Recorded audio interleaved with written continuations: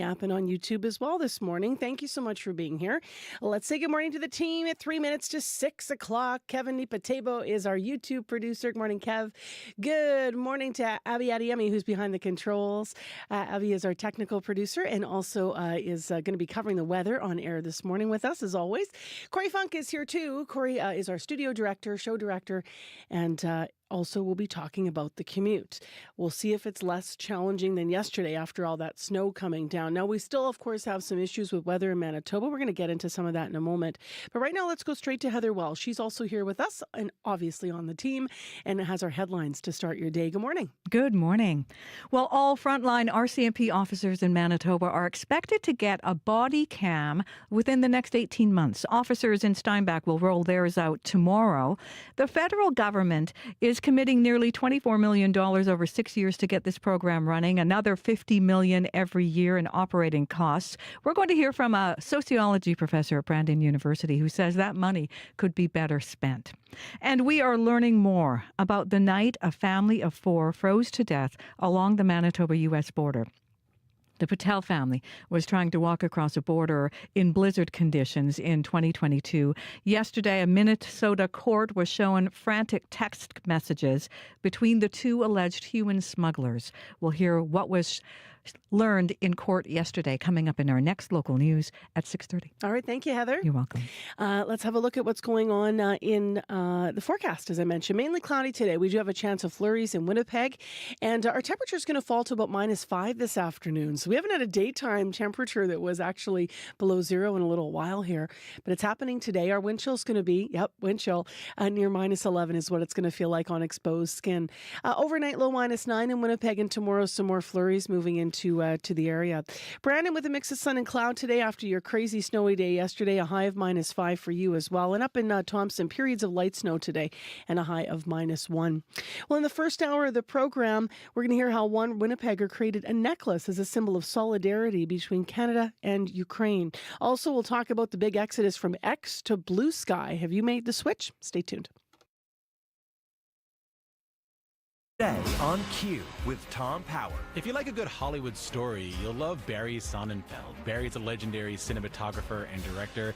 He has all kinds of stories about working with Tommy Lee Jones, Will Smith, Donald Trump, and he'll also tell you why the secret to making a great comedy is not to make a comedy at all. I really trust audiences. That's coming up on Q, followed by Commotion with Elamine Abdel Mahmoud on CBC Radio 1, the CBC Listen app, and everywhere you get your podcasts. This is World Report. Good morning. I'm Marcia Young. Canadians could be getting a short break from the GST just in time for the holidays. Our colleagues at Radio-Canada have learned Prime Minister Justin Trudeau is about to announce a 2-month tax vacation on some household items.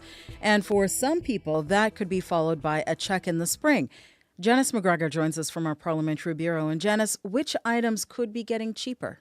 Marcia, the Liberals don't appear to be fully matching the GST relief that the NDP began calling for last week. Sources suggest it's going to come off some grocery essentials, including prepared foods, as well as purchases for babies and children under 15. We're talking things like diapers, clothing, shoes, car seats, and just in time for Santa, toys.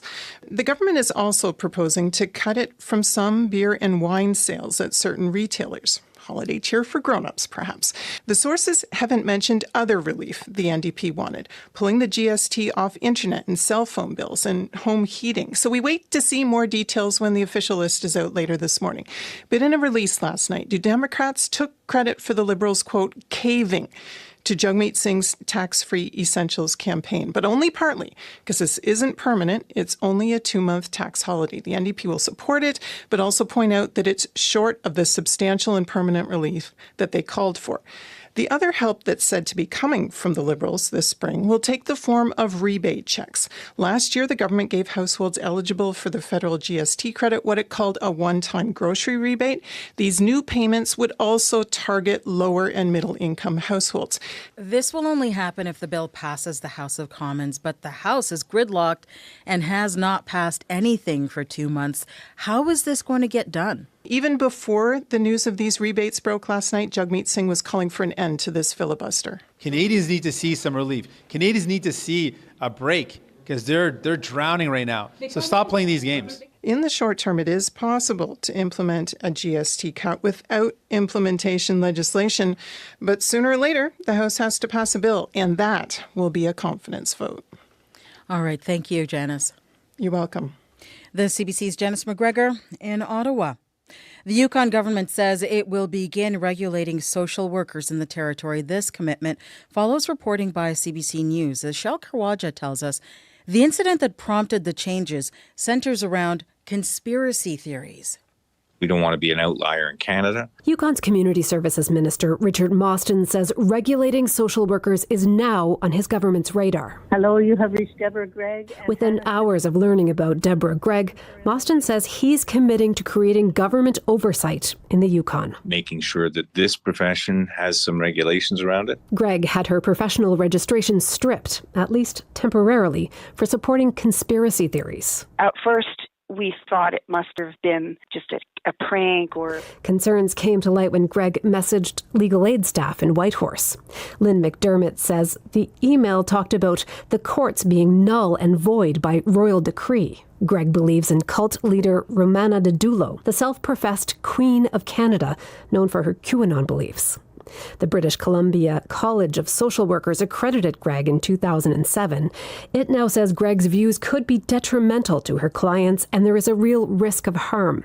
It ordered Gregg not to work, but the Yukon is not its jurisdiction. The creation of rules for social workers in the Yukon can't come soon enough for Linda MacDonald. She's with the Liard Aboriginal Women's Society in Watson Lake, where Gregg is based. In particular because it's our most vulnerable who are seeking services of people like Miss Gregg. The Yukon government says it could take time to get rules in place. Until then, Minister Mostyn is warning Yukoners to be vigilant and ask questions of healthcare providers. Cheryl Kawaja, CBC News, Whitehorse. The rising cost of food in Nigeria is causing millions of people to go hungry. Food production was already low, partly due to the cost of seeds and fertilizers, partly because farmers fear being attacked in their field. And now, Ajak Mangut tells us it's worse. A dam collapsed in heavy rainfall and submerged more than 500 hectares of farmland. We don't get breakfast or lunch. Every day is a struggle to feed. 32-year-old Saadatu Usman's home was wrecked in the September floods in Borno State. She now lives in a displaced persons camp with her 6 children. Sometimes we get food aid. Other times we go to bed hungry. Thousands like Saadatu now rely on aid after floods exacerbated an existing food crisis. I have 5 children, but I no longer have the means to feed them. Another displaced person, Hadiza Abdullahi, says her small business was destroyed and her family escaped with nothing. We need help. We're suffering and we don't know how we'll cope. The United Nations says more than 30 million people in Nigeria are facing food insecurity. Country Director of Social Welfare Network Initiative, Emmanuel Osemeka, says the government needs to work on increasing food production. If the 3 tiers of government invest substantially in agriculture, we are going to forestall food insecurity in the next 2 years. The government says it will deploy security to protect farmers. It plans to cultivate 10 million hectares of farmland to increase food production. It has also allocated over $200 million to improve dam management aimed at preventing future floods. But experts say it could be a while before these measures take effect. Ajak Mangut for CBC News, Abuja, Nigeria. And we have some breaking news from The Hague. The International Criminal Court has just issued arrest warrants for Israeli Prime Minister Benjamin Netanyahu and his former Defense Minister Yoav Gallant. The court says it has reasonable ground to believe they committed war crimes against the civilian population in Gaza, including using starvation as a weapon of war. The ICC has also issued warrants for Hamas leader Mohammed Diab Ibrahim al-Masri for crimes of murder, persecution, and other inhumane acts. Australia's government is pushing ahead with its plan to ban social media for children younger than 16. The bill was introduced in Parliament today. Communications Minister Michelle Rowland says too many young people are exposed to harmful material online. Social media has a social responsibility. We know they can and should do better to address harms on their platforms. That's why we're making big changes to hold platforms to account for user safety. If the bill passes, Australia will try new ways to enforce the ban. It could include an age verification system that uses biometrics or government ID, and there will be harsh fines for social media companies that regularly breach the rules.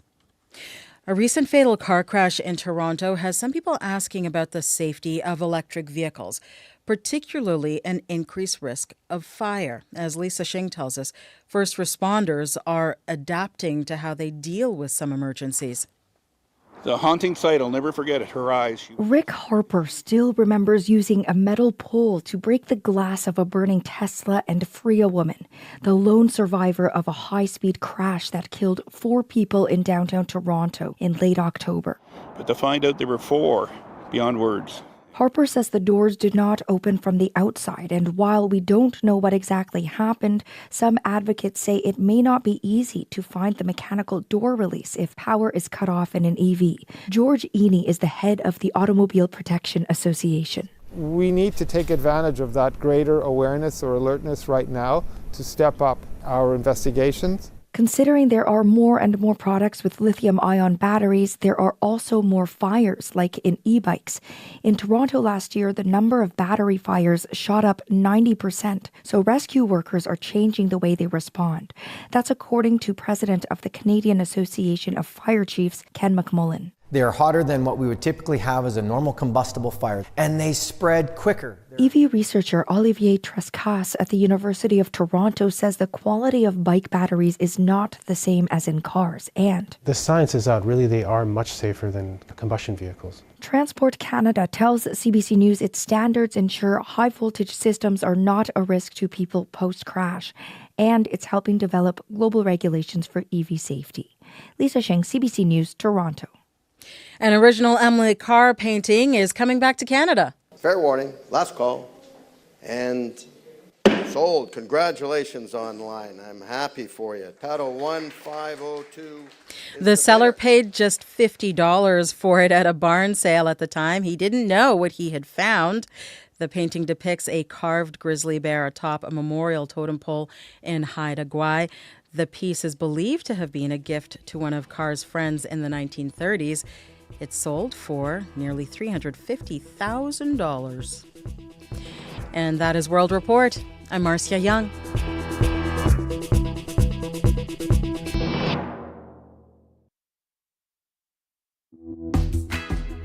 Good morning, Manitoba. I'm Marcy Marcusa. This is Information Radio. You're live in downtown Winnipeg, or I should say we're live, and that's where you're listening to us on 89.3 FM. We're also on the app and YouTube this morning. Calmer day than yesterday, but we still have a chance of flurries for Winnipeg. Abby's got your forecast in just a few minutes' time. This hour on the program, we are going to be talking about something very special, how one Winnipegger created a necklace as a symbol of solidarity between Canada and Ukraine. We'll hear more about it, and we'll also get to see it as well. Especially if you watch us on YouTube, we'll get a good look at this. In addition, this hour on the show, have you made the switch? There's a big exodus right now from X to other platforms. One of the big ones is BlueSky. We're going to talk to Carmi Levy, who's a technology analyst and journalist, about why so many people are getting off Elon Musk's platform, but also how do you do it? Because there are things you may not know if you're planning on closing your account. So stay tuned for that. In addition, one other story I want to mention here. A new report says 1 in 5 immigrants who come to this country ultimately end up choosing to leave. And we are going to dig into why and the effects that those departures are having on our Canadian economy. 1 in 5. Heather Wells is here with other stories and headlines. Good morning to you. Good morning. Well, the Manitoba Nurses Union is sounding the alarm about worker and patient safety in Swan River. Union President Darlene Jackson says nurses face aggressive patients, and she says there's a lack of security guards. She adds some on-site security cameras are also not working. Jackson says Prairie Mountain Health and the province need to do more to keep nurses safe.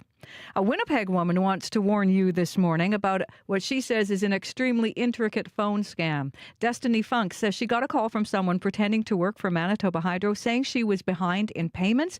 They eventually tried to get her to make a deposit in what was actually a Bitcoin kiosk. We'll hear more about that coming up in our next local news at 6:30. It's so elaborate, this one, Heather. Yes, and really, like, she says she was very close to giving away her credit card information. Right, and when you hear the details, you'll understand why. So we'll be tuned in. Thank you. Thank you. I'm going off of a story that I was reading on cbc.ca/Manitoba, of course, but Heather's going to have even more detail in her news here at 6:30, wherever you're joining us. All right, like, it's time to get into what's happening in the weather forecast. How are you doing, Abby Adiemi? Are you recovered from yesterday? I think more like relief. It's more like a good feel this morning. Yeah. No snow on the ground, but I had to deal with some frozen rain on the windshield this morning. Yeah, so you don't have like a stack of watches and warnings in front of you, which is good news. Nope, no snow on the ground. We just had a bit of freezing rain overnight for the city, but that's not the situation outside. It's like we're just encapsulated in this. Everywhere around us had snow, but the city just had more like rain and freezing rain. We're like this wet little island. Yeah, exactly. Right now, 2 degrees in Winnipeg. It's mostly -2 rather. It's mostly cloudy out there. We should see this mainly cloudy condition to stay with us. There's a slight chance of flurries in the forecast today, and our temperature will be dropping to around -5 in the afternoon, with breezy condition making it feel like -11 this morning. We'll start getting to that zone of talking about wind chill feeling like -10s and -11. In summary, I would say we're looking at a bit of a brighter day, especially if you're in parts of western Manitoba. In general, we'll kind of be seeing a mix of sunny conditions. Some clouds will definitely cover as we get through the afternoon hours, and we'll be seeing highs around 5 and 6. Dauphin and Brandon will definitely get to that, and these temperatures are actually a lot more seasonal for this time of the year. We'll see some sunnier breaks as we get through the afternoon, and then mostly cloudy in the Red River Valley still, but I'm hopeful that we'll get to see sunshine in the city today, not like yesterday that it was all gray. You want to bug Corey a bit? Yeah, please do. Bring it on. He's yawning. Oh. What are you doing, you lightweight? What? Come What do you mean? on. How long have we been on the What was morning that crew? about? What's Hey, that? you can blame my 3-month-old baby. She can't defend herself, so that's what I blame everything on these days. We're cheesing you, of course. All right, so Abby was mentioning actually how slick it is. I have to say, when I came out this morning with that freezing rain, I took a second, so I had a little slide and went, okay, hang on. Yeah. I remember this Yeah, carefully. Maybe slow down a I bit. biked in this morning. It was like a little bit like, ooh, but it wasn't too bad. Like, not too many icy patches or anything yet. But you do want to be careful on the highways still. There's no closed highways this morning in Manitoba, but that doesn't mean that there isn't some still gnarly conditions, particularly southwestern Manitoba. I'm looking Manitoba 511. Those highways around Boissevain still covered. I actually looked at a camera shot, and sure enough, lots of snow still on the highways. Poor visibility as well around Boissevain, and pretty much any highway south of the number 1 in western Manitoba is still being reported as covered. So just be really careful if you're driving through southwestern Manitoba today. Other than that, if you see anything else going on here in the city, out on the highways, or up in Thompson, also similar case in those highways. Pretty poor conditions, poor visibility, and covered as well from Thompson to the Lynn Lake, as well as Thompson to Gillam. So be careful there too. If you see anything, give me a call, 204-788-3093.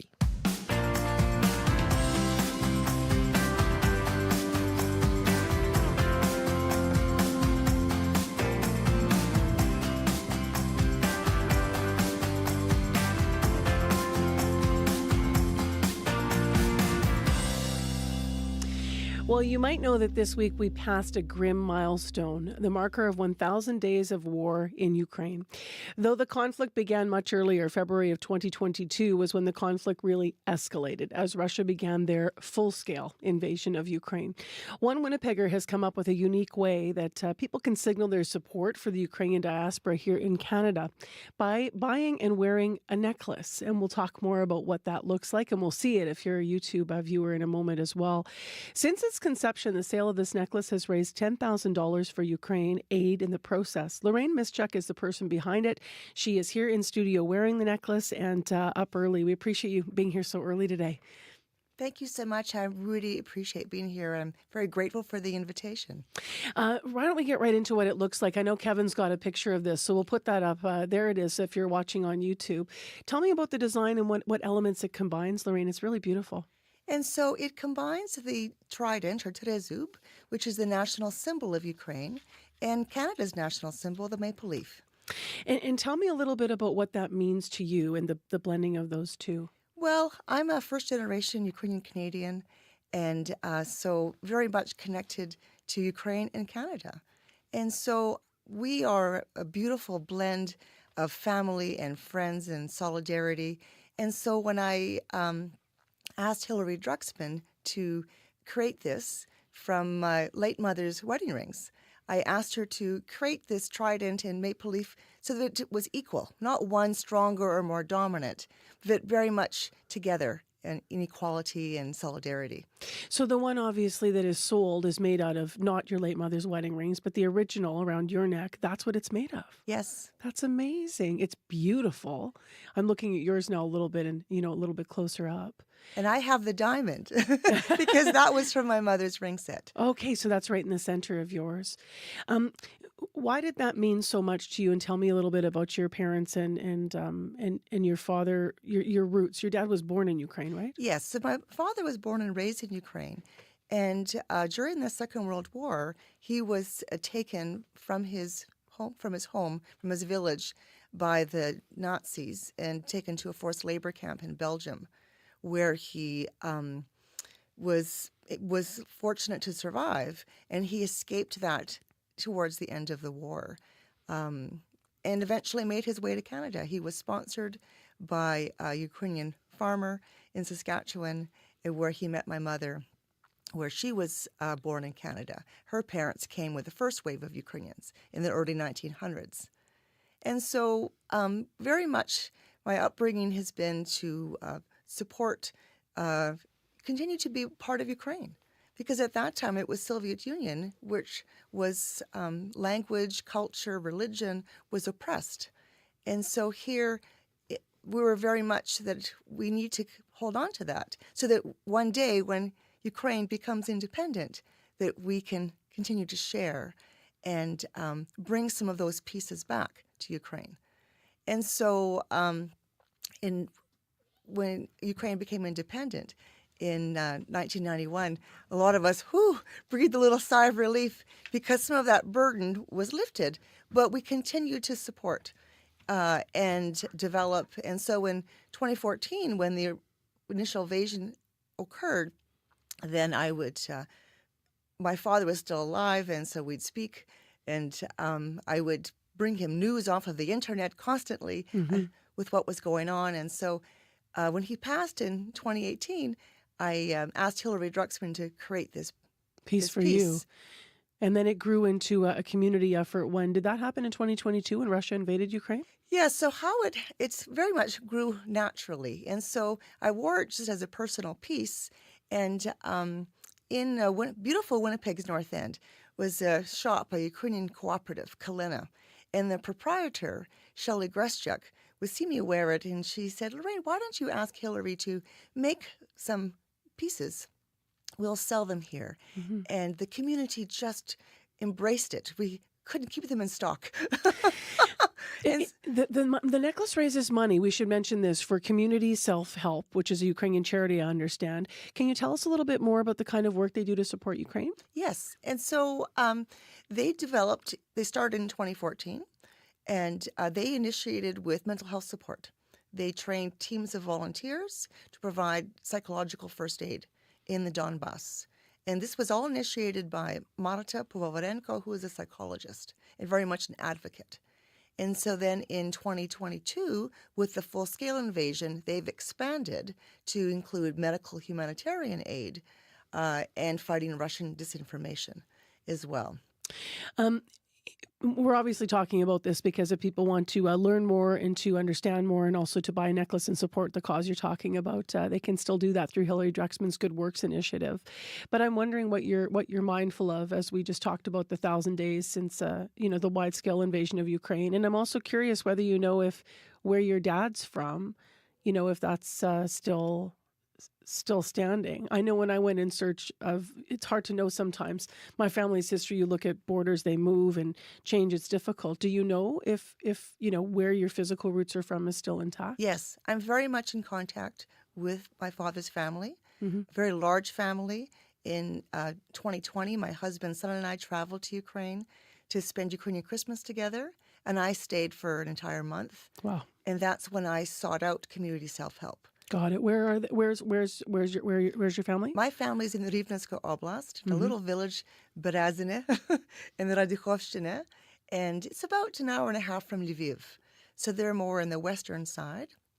But just yesterday, the power grid in Rivne was hit with missiles. And so my next thing after leaving today is to send money to my family in support so that they can help get through the winter. And so what we do, we live here with privilege in Canada. And so we don't forget our family, and we continue to share, not just on an individual, but on a broader basis, such as with community self-help. Thank you so much for sharing this morning. I appreciate you being here and sharing the story behind your beautiful necklace. Thank you so much. I really appreciate the invitation. Jackie. That's Lorraine Mischuk, member of the Ukrainian diaspora, who designed a necklace to help raise funds for Ukrainian charity. This is part of Hillary Duxman's Good Works initiative. And if you want to see the necklace, you can check it out at Hillary's store. That's at 258 McDermott in the Exchange. There's more to community than location. It's about the spaces we share, physically and digitally, the points of view that divide or unite us. Gen Z, let's get to know each other. CBC's Communities in Focus is coming to RRC Polytech's Notre Dame campus November 18th to 29th. Live radio, live streaming, and your point of view. Let's talk. Visit cbc.ca/Manitoba/community for details. 6:24 a.m. is the time right now, and the weather might have calmed down a little bit today, except for the freezing rain and chill in the air, -2 in Winnipeg. But the roadways are still blustery, and there's issues on highways. We have school closures this morning still. So here's what is following school still closed today in the Franco-Manitoban School Division. Icy roads, impassable secondary roads. So Plain Days School in Laurier, Our Lady of Lourdes, Gilbert Rosset, and La Source School are closed. Southwest Horizon School Division schools are closed. Staff are working from home.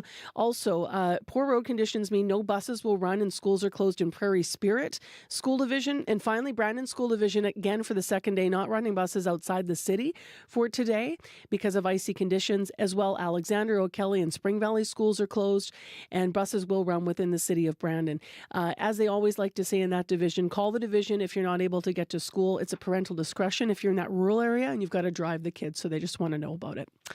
Next on the show, we got to move along here because a slew of journalists, celebrities, and a whole bunch of other people are moving off of X, and they're joining BlueSky.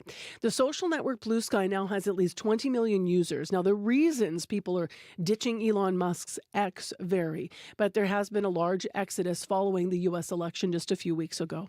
For more on this, Carmi Levy spoke with us. He's a technology analyst and journalist. Great to be with you, Marcia. Thanks for having me. This might sound like an obvious first question, but I want you to elaborate, obviously. So why are people leaving X? 2 words, Elon Musk. He's obviously a polarizing figure. If you're a fan of his, you will continue to follow his feed, misinformation, amplified conspiracy theories, and political rhetoric and all. But if you are not a supporter of his, you find it increasingly objectionable. You find the platform increasingly toxic. And I mean, that's really been a problem since the beginning, but it's really ramped up since he first bought the company 2 years ago, and certainly over the last year in the ramp up to the election. I think for a lot of people, election night was that tipping point. They thought, I've had enough. And for everyone else, in the wake of the election, the company updated its terms of use, allowing it to scrape users' data to train its AI model known as Grok. And so for a lot of people, that was the last straw. They just said, look, I've stuck with it through thick and thin, but it's almost like death by a thousand cuts. Eventually, you sort of ask yourself the question, am I better off here or not? And I think a lot of people are starting to vote with their feet. They've just literally had enough of Elon Musk. Does it matter if you were on X for years and years and years and then you left? Are you not already exposed to whatever... You know what I mean? In terms of if you have a fear of, your personal information being out there, your opinions being out there, what's your sense of that?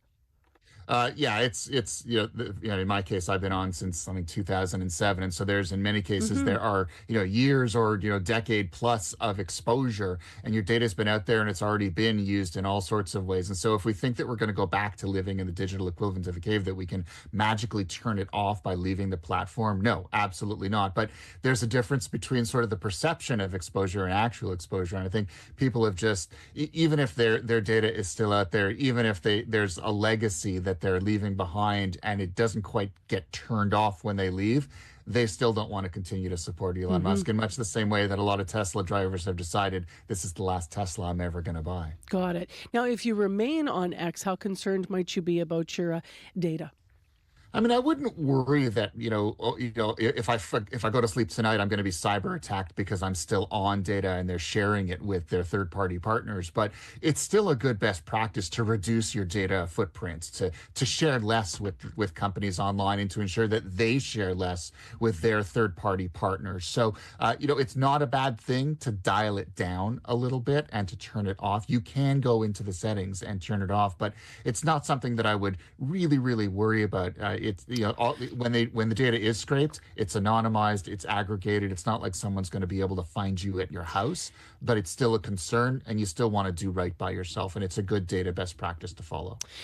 So I will ask you about the alternatives, but I'm curious, how has Elon Musk responded to the exodus, and what should people know about actually closing an account on X if they should want to do that? He hasn't spoken directly to it, which is kind of his style, but he certainly has continued to amp up the numbers. He claims that they've doubled in size, 600 million users since he first bought the company. No way to verify that number. Still pushing Dogecoin, his version of cryptocurrency. So he's defiant in his own way. And in his mind, the platform is still dominant. It still leads, and he'll probably never admit otherwise. And, if you do want to delete your account, what you do want to make sure is that you don't just delete the app on your phone. You actually want to download your data first so that you have it. You want to turn off third-party connections because those would persist even if you deleted the account. So make sure they're off when you do. Tell your followers, let them know that you're leaving. Post to X, post to other platforms as well. Include your BlueSky address. And then do a cleanup of your profile and your feed to make sure there isn't anything there that you don't want to be there. And then when you do deactivate the account, you actually flip the switch, put 30 days on your calendar because it starts a clock. And if you sign into the account from that point forward, it will reset the clock and, essentially it'll never get deleted. So don't sign in within that month to ensure that the company actually goes ahead and revokes the account, removes the data from their servers. You already mentioned BlueSky. Can you talk about that? So a lot of people are migrating there and how it compares to X. Yeah, it when you first load BlueSky, it looks and feels a lot like what Twitter used to feel like, and that's by design. In fact, Jack Dorsey, who co-founded Twitter, is the same guy who designed BlueSky first in 2019 as an internal Twitter project. Kicked around the company for a couple of years before it was spun off after Elon Musk bought the company in 2022. And now it's an independent, not-for-profit entity. And so it's almost like a kinder, gentler version of X. It's open source. It's community-focused. It's what's known as decentralized. So it's not like a single owner can dictate what happens on it. You dictate what happens on it. If you want to set up your own server and not use the company's, you can. So it's very community-focused. It's almost like the anti-X, even though it looks and feels a lot like Twitter. And what about Threads? Because many people also moved to Threads when Musk bought Twitter. How are things on that platform? They're going well as well. And so, 275 million monthly active users now after, about a year and a half of it being in sort of operational, which is an impressive number, especially compared to BlueSky's 20 million. But that's not the only metric that matters. SimilarWeb, they're a market intelligence firm. They did a deeper dive. They looked at things like daily active users, overall engagement, time on platform, who's visiting the website, and what are they doing when they get there. And when you look at those deeper numbers, BlueSky's numbers are actually far more significant than Threads. People are spending more time on it. It's the first app that they use when they first wake up in the morning, find out what's going on in the digital space. And so if you extrapolate out those numbers, BlueSky is actually growing far faster than Threads, and over time will overtake even the total numbers of downloads. And it's certainly headed in that direction. And as the heir apparent pulse of the internet kind of replacement for what was once, Twitter was sort of the town hall of the internet, the way BlueSky is built, it's the one that's ultimately going to prevail, not Threads. Thank you very much. You're always you're so excellent at explaining all these, answering the key questions and being comprehensive with the explanations, Carmi. I appreciate it. I appreciate being here as well. Thanks so much, Marcy. Carmi Levy, technology analyst and journalist. And apologies, we are late getting to our CBC Winnipeg news. This is CBC News. Good morning. I'm Heather Wells in Winnipeg. At 6:32, it is -2 right now in Winnipeg. Temperature's going to keep sliding to about -5 this afternoon. Mostly cloudy, very slight chance we may see some flurries in Winnipeg today. The Manitoba Nurses Union says the Swan River Emergency Room isn't safe for nurses. It says patients are getting more aggressive while nurses have less backup from security. At the same time, the union says some of the security cameras no longer work. Swan River Mayor Lance Jacobson says the ER's woes are part of a bigger issue of substance use and drug trafficking in the Swan Valley area. A lot of anger and there's a lot of mixed emotions when it comes to all these issues, and people are just now starting to say, you know what, I've had enough. You know, the nurses have obviously made the statement here the other day, but also at the same time, the retailers in our community have been saying it for about 3 years now. Prairie Mountain Health says it is working with the union to address safety concerns in the ER. It says there is security at Swan River's Hospital 24/7, and it is in the process of replacing those on-site cameras. All frontline RCMP officers in Manitoba are expected to get a body cam within the next 18 months. Officers at the detachment in Steinbach are rolling theirs out tomorrow. The federal government has committed nearly $24 million over 6 years to get it running, and $50 million a year in operating costs. Brandon University sociology professor Christopher Schneider says that money could be better spent. We could invest that elsewhere that would actually lead to discernible reductions in crime and harm supported by evidence and research. So, for example, investing in social welfare programs, affordable housing, education, job training, drug and alcohol rehabilitation centers, and so on. Schneider says research on whether body cams actually reduce complaints and police violence is inconsistent. A Winnipeg woman wants to warn you this morning about what she says is an extremely intricate phone scam. Destiny Funk says she got a call from someone pretending to work for Manitoba Hydro, telling her she was behind in payments. They eventually tried to get her to make a deposit in what was actually a Bitcoin kiosk. Funk says the scammers had all kinds of personal information about her and used all sorts of tricks to make everything seem legitimate. I got duped by the whole call, but I didn't lose any money. So honestly, I didn't really lose anything other than just an annoying hour of my time. But there are a lot of people that would fall for this, and I feel especially older people, and that it's really sad. I don't like the thought of that. Hydro says it does not accept credit cards, phone payments, or cryptocurrency. The utility adds it would never threaten to cut anyone's power out of the blue. We are learning more about the night a family of 4 froze to death along the Manitoba-U.S. border. The Patel family was trying to walk across the border in blizzard conditions in January 2022. Yesterday, a Minnesota court was shown frantic text messages between the 2 alleged human smugglers. CBC's Caitlin Garlick has details. The details about the night the family died came on the 3rd day of a trial for 2 men charged with several counts related to human smuggling. That includes Steve Shand, who prosecutors say was supposed to be the one picking them up that night. Shand and Harsh Kumar Patel, no relation to the victims, have pleaded not guilty.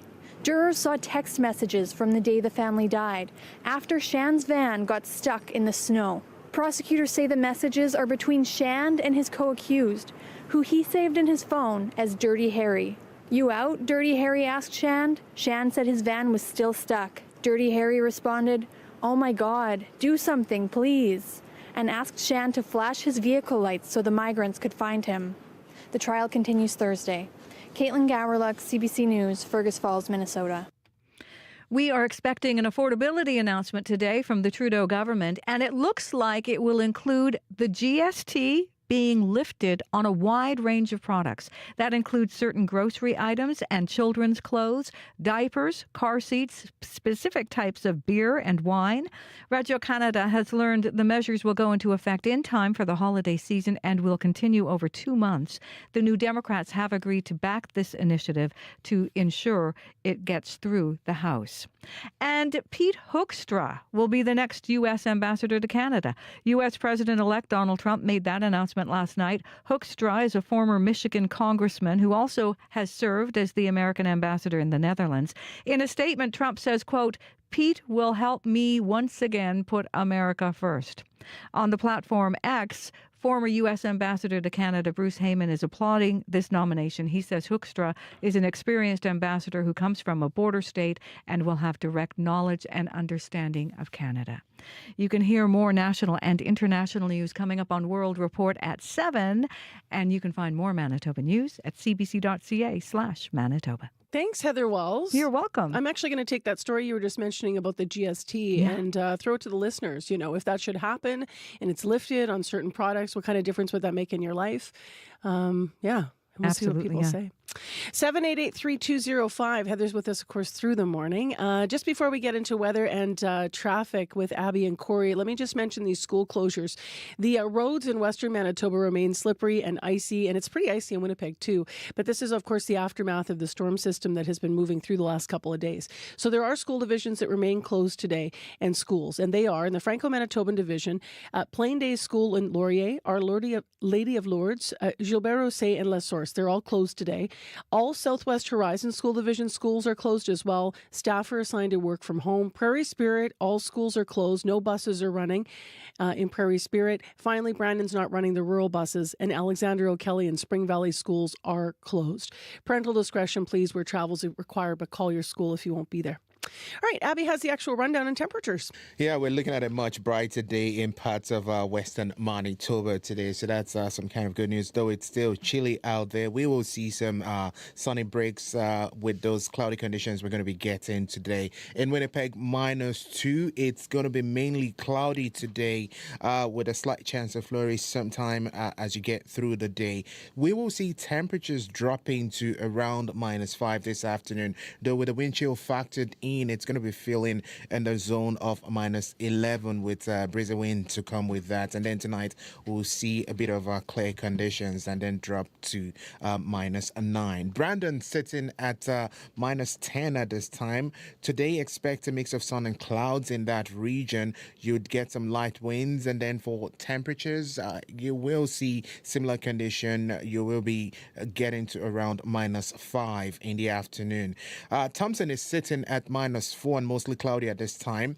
Some light snow you're feeling as you start your day. This will continue through the day. Highs would only get to -1. Moving further north to Churchill, it is -1 with freezing fog, snow, and freezing drizzle expected today, with temperatures holding steady around this -1 you're getting. Dauphin is at -9. Today we'll see a mix of sunny conditions and clouds to roll in. You also see a high of -6. Gimli at -2 and cloudy at this time. We're looking at the Interlake region, and we're seeing mainly cloudy skies, a slim chance of flurries in the forecast, and breezy winds. The highs would only touch -2. Similar condition in Steinbach, heading to a high. Temperatures will be falling to -6 this afternoon. And for folks in Morris, good morning to you. You're currently sitting at -3. For the Pembina Valley region, we're going to see mainly cloudy skies, a chance of flurries in the forecast. Then it should clear this afternoon. Expect your temperatures to drop to around -10. And if you see, factor in the wind chill, it's going to feel like a -15. So across board, we're looking at mainly cloudy skies with chance of flurries in a lot of the regions, particularly in the north and the central areas, with temperatures ranging from -1 in the south to -10 in the north. Winnipeg right now, -2. All right, thanks, Abby. Thank you. Corey Funk with a new hat on today. Yes, I know. Actually, I borrowed my wife's hat because I couldn't find my hat. I like this one. Thank you. It's a good fall color, even though it feels like winter out there. Yeah. How's the commute?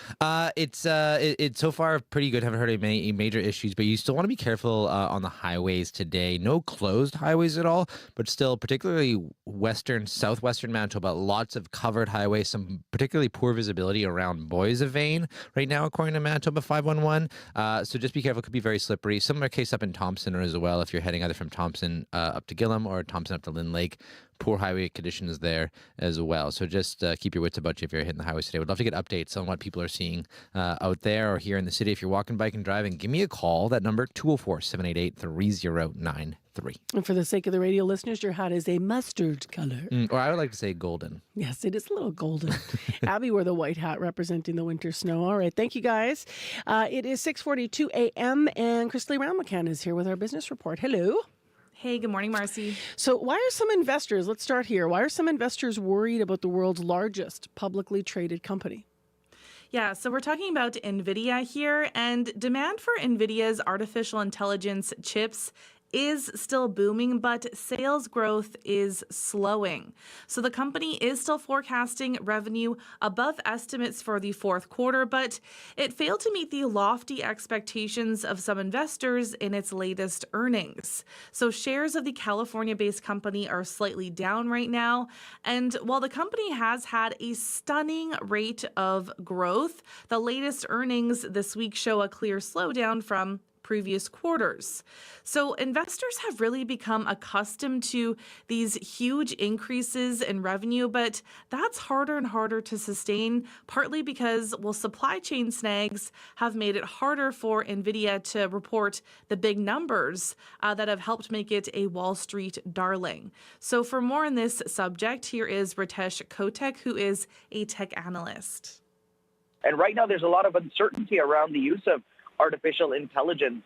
Within Canada, there's Bill C-27 that looks at potentially regulating artificial intelligence, but we don't know exactly what that is. Just last week, the industry minister discussed the new AI Safety Institute to put guardrails around AI. So if you're going ahead and you're making these investments, at some point you may actually need to scale back or roll back or adhere to certain type of regulation. That's a big uncertainty in this space, but it's clear that this is going to be the future. But, remember, the company's stock has nearly quadrupled so far this year and is up more than ninefold over the last 2 years. Let's move to another story this morning involving trade. Could we see Canada having a bilateral trade deal with the United States? Well, Ontario Premier Doug Ford says that all 13 provincial and territorial premiers are aligned on a push for the federal government to negotiate a bilateral trade deal with just the United States. So Ford is the chair of the Council of the Federation, and he says they had a call and there is a clear consensus that the country needs separate agreements with the U.S. and Mexico. So he says there are concerns about job losses because Mexico is bringing in cheap Chinese parts and then shipping them through the U.S. and Canada. Now, Deputy Prime Minister Chrysler Freeland has said that members of both the Biden administration and advisors of President-elect Donald Trump have expressed very grave concerns about Mexico becoming a backdoor to Chinese goods. But Freeland has also sought to try to reassure nervous Canadians that the country is in a good position with the incoming Trump administration, even as it threatens new tariffs. So the Canada-US-Mexico agreement is up for review in 2026, and premiers are now calling for a meeting with Prime Minister Justin Trudeau to discuss the idea of bilateral negotiations. And this week, Trudeau says he highlighted these concerns directly with the president of Mexico on the sidelines of the G20 Leaders Summit in Brazil. And I drive a 10-year-old Nissan, and I feel pretty good about that, given your next story. Your story is about the most stolen vehicle in Canada. Yes. So hopefully, your car is not on the list. But yeah, the Toyota Highlander is taking the #1 spot right now. So that's according to the annual list from the Equite Association, which is an authority on insurance, crime, and fraud prevention. So the Honda CR-V has taken the top spot for 2 years. Now, you might be thinking, what makes the Highlander popular among thieves? Well, it has a good reputation of being a reliable, dependable vehicle. I guess thieves and also people who buy cars looking for the same kinds of things. And it's also serviceable globally, so you can get parts for it anywhere in the world. Here is Sid Kingma, who is with Equite. We really encourage the the manufacturers to update the security systems in the vehicles, because we think that'd be a big help. Transport Canada is looking at instituting some changes here in 2025. We're hopeful that those are early 2025, which will sort of force the manufacturers to make some changes. So those will be good. Now, would you like to hear about how you can possibly avoid theft of your vehicle in the first place? Yes. So we do have some tips. Experts suggest that parking in a secured garage, if possible, could help. Also adding anti-theft protection like a steering wheel lock and putting a tracking device like an Apple AirTag in your car. So that way, if your vehicle is stolen, you will be able to tell police exactly where it is. Hopefully they don't find it and throw it out. Right. I shouldn't sound so excited about my Nissan not taking the top spot, because I think it might be in the top 10 here. I'm going to have to look at the data. All right, let's look at the markets now. So in Europe, stocks are flat. Germany is up. The UK is up. France is down. In Asia, markets are falling. Japan is down. Shanghai is up. Hong Kong is down. Oil is up $1.49 to $70.24 US per barrel. Gold is up $14.70 to $2,664.30 US per ounce.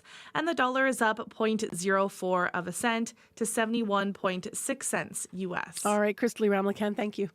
Thanks, Marcy. That's our business news for this morning. -2 in Winnipeg, mostly cloudy. And next on the show, the RCMP is introducing body-worn cameras across this country. This week, officers will be outfitted with body-worn cameras in about 10% of detachments nationwide. That includes here in Manitoba in Steinbach. That'll start tomorrow.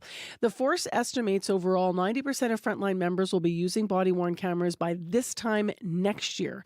The RCMP say the video will increase public accountability and provide firsthand views of the sometimes tense situations that officers encounter every day. Christine Grant is the body camera program manager with the Yukon RCMP. She explains this morning how officers there will be using the cameras. It's just another tool in a police officer's tool belt, and there are specific situations when you receive a call to service or you're interacting with the public as it pertains to an investigation or an incident that's been reported, you're going to be required to have your camera on. Your camera should always be in ready mode, so there'll be actually green lights on your camera that you would see that lets you know your camera is ready. There's also a 30-second buffering time that once you start hitting record, the 30 seconds previous will have video, no audio associated to it, but there will be video that captures that 30-second pre-event almost, I guess one could say. There could actually be situations while you're recording where a mute might be a good idea. So, for example, if you're talking to a victim of domestic violence and maybe you're ascertaining a safety plan for them, that's information that you want to have, but it's not necessarily information that needs to be in that recording. The video will still be there, but maybe that audio piece doesn't need to be there. There's only a very, very select group of people who are able to delete footage, and that would have to be looked at a case-by-case basis. You have a responsibility now, once you've had your training, to use your camera in the way that it was intended. So if you're not going to follow the policies and procedures around the use of a body-worn camera, then you could be subject to an internal disciplinary process. We do have members their conduct is guided by the Code of Conduct for the RCMP. So if they are not going to follow the rules, then they will have to accept the consequences of that. I think that given the type of technology it is, I think that we're going to have some learning curves. I think that's very realistic to with something like a body-worn camera, because there is it's that piece of getting comfortable with it. And based on we had the opportunity to visit a pilot detachment in Alberta, and they said it took them probably a good 3 or 4 weeks wearing the camera to really just, okay, now it's a part of me, now it's a part of it's another tool on my tool belt. Now I'm really understanding the nuances and the use of it. Christine Grant is body camera program manager with the Yukon RCMP. Those cameras will be starting to be worn in Manitoba by the Steinbach detachment. That begins tomorrow. 9 minutes to 7 o'clock now on 89.3 FM. Woo, busy hour here. I'm Marcy Marcusa. This is CBC. You're on 89.3 FM, 990 AM on the app and YouTube. And it's -2 in the city. Brandon's mostly clear and -10. Thompson's mostly cloudy and -4. Well, up next, a new report from the Institute for Canadian Citizenship says 1 in 5 immigrants to Canada end up leaving the country. The report's called Leaky Bucket. It looks at issues of immigration retention and onward migration. And the organization says the number of people leaving is at an all-time high. To talk about it, George Carruthers is here, Senior Director of Ideas and Insights at the Institute for Canadian Citizenship. Good morning. Good morning, Marcy. Who's leaving, and at what point do they choose to do so? What we find in the report is that the two groups who Canada is prioritizing in our immigration selection policies are actually leaving at the highest rates. So this is economic immigrants and also Francophone immigrants. Like you mentioned, 1 in 5 immigrants overall will leave over the long term. In the case of Francophone immigrants, though, that ratio is 1 in 3. And so this is quite alarming. What we find in terms of the timelines is that there's this critical window of 3 to 7 years following arrival where people are deciding and actually acting and getting up and leaving. The peak occurs at 5 years. But all of this kind of points to this critical window, which we believe we need to look more closely at, dig deeper into, so we can understand some of the factors and decisions being made within this period, but also think about some of the solutions that might be available to us to address this trend. I want to get right into our specific data. What can you tell us about the situation in the Prairie region and in Manitoba? So it's really interesting when we look at onward migration across the country. What we find is that there's considerable regional diversity when it comes to the onward migration rates. The provinces that receive the lion's share of immigrant arrivals, Ontario, BC, Quebec, for example, they see the highest rates of onward migration overall. And the cities in those provinces, Toronto, Montreal, Vancouver, likewise, they also see the highest rates of onward migration. When we look at the prairies, the situation is different. The cities in Ontario, BC, and Montreal, while they have the highest rates of onward migration in those provinces, the rural and areas outside of cities in those provinces actually have lower rates. When it comes to the prairies, the trend is reversed. So in the urban centers in the prairies, we find that immigrants are actually more likely to stay.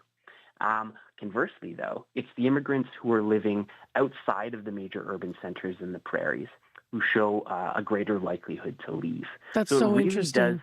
I'm just reflecting here. Yeah, I'm just thinking about Niverville. I'm thinking about towns in western Manitoba as well, where we've had high levels of immigration.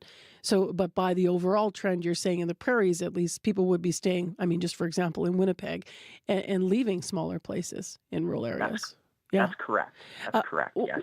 Why? What are the reasons across the country in your report? What are the reasons that people choose not to stay? So the study draws on Statistics Canada data. Now, the challenge there is that in order to appear in our data set, you have to have left. And so it's difficult for us to follow up with these folks specifically. But the Institute for Canadian Citizenship has a separate study that we're running with Ipsos in Canada.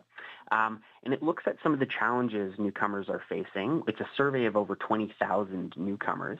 And we ask them about their experiences of Canada. And on this subject of likelihood to leave, the number one reason is housing affordability. That's closely followed by other economic considerations like income level, but also employment fit, and of course, the overall cost of living and inflation, right? So I think the takeaway here is that immigrants are experiencing the same challenges that all Canadians are experiencing. The difference, however, is that our immigration selection policy is quite restrictive. And so these folks who are coming to Canada represent the world's best and brightest in many cases. They arrive here having passed through a very high bar, and it means that they have options.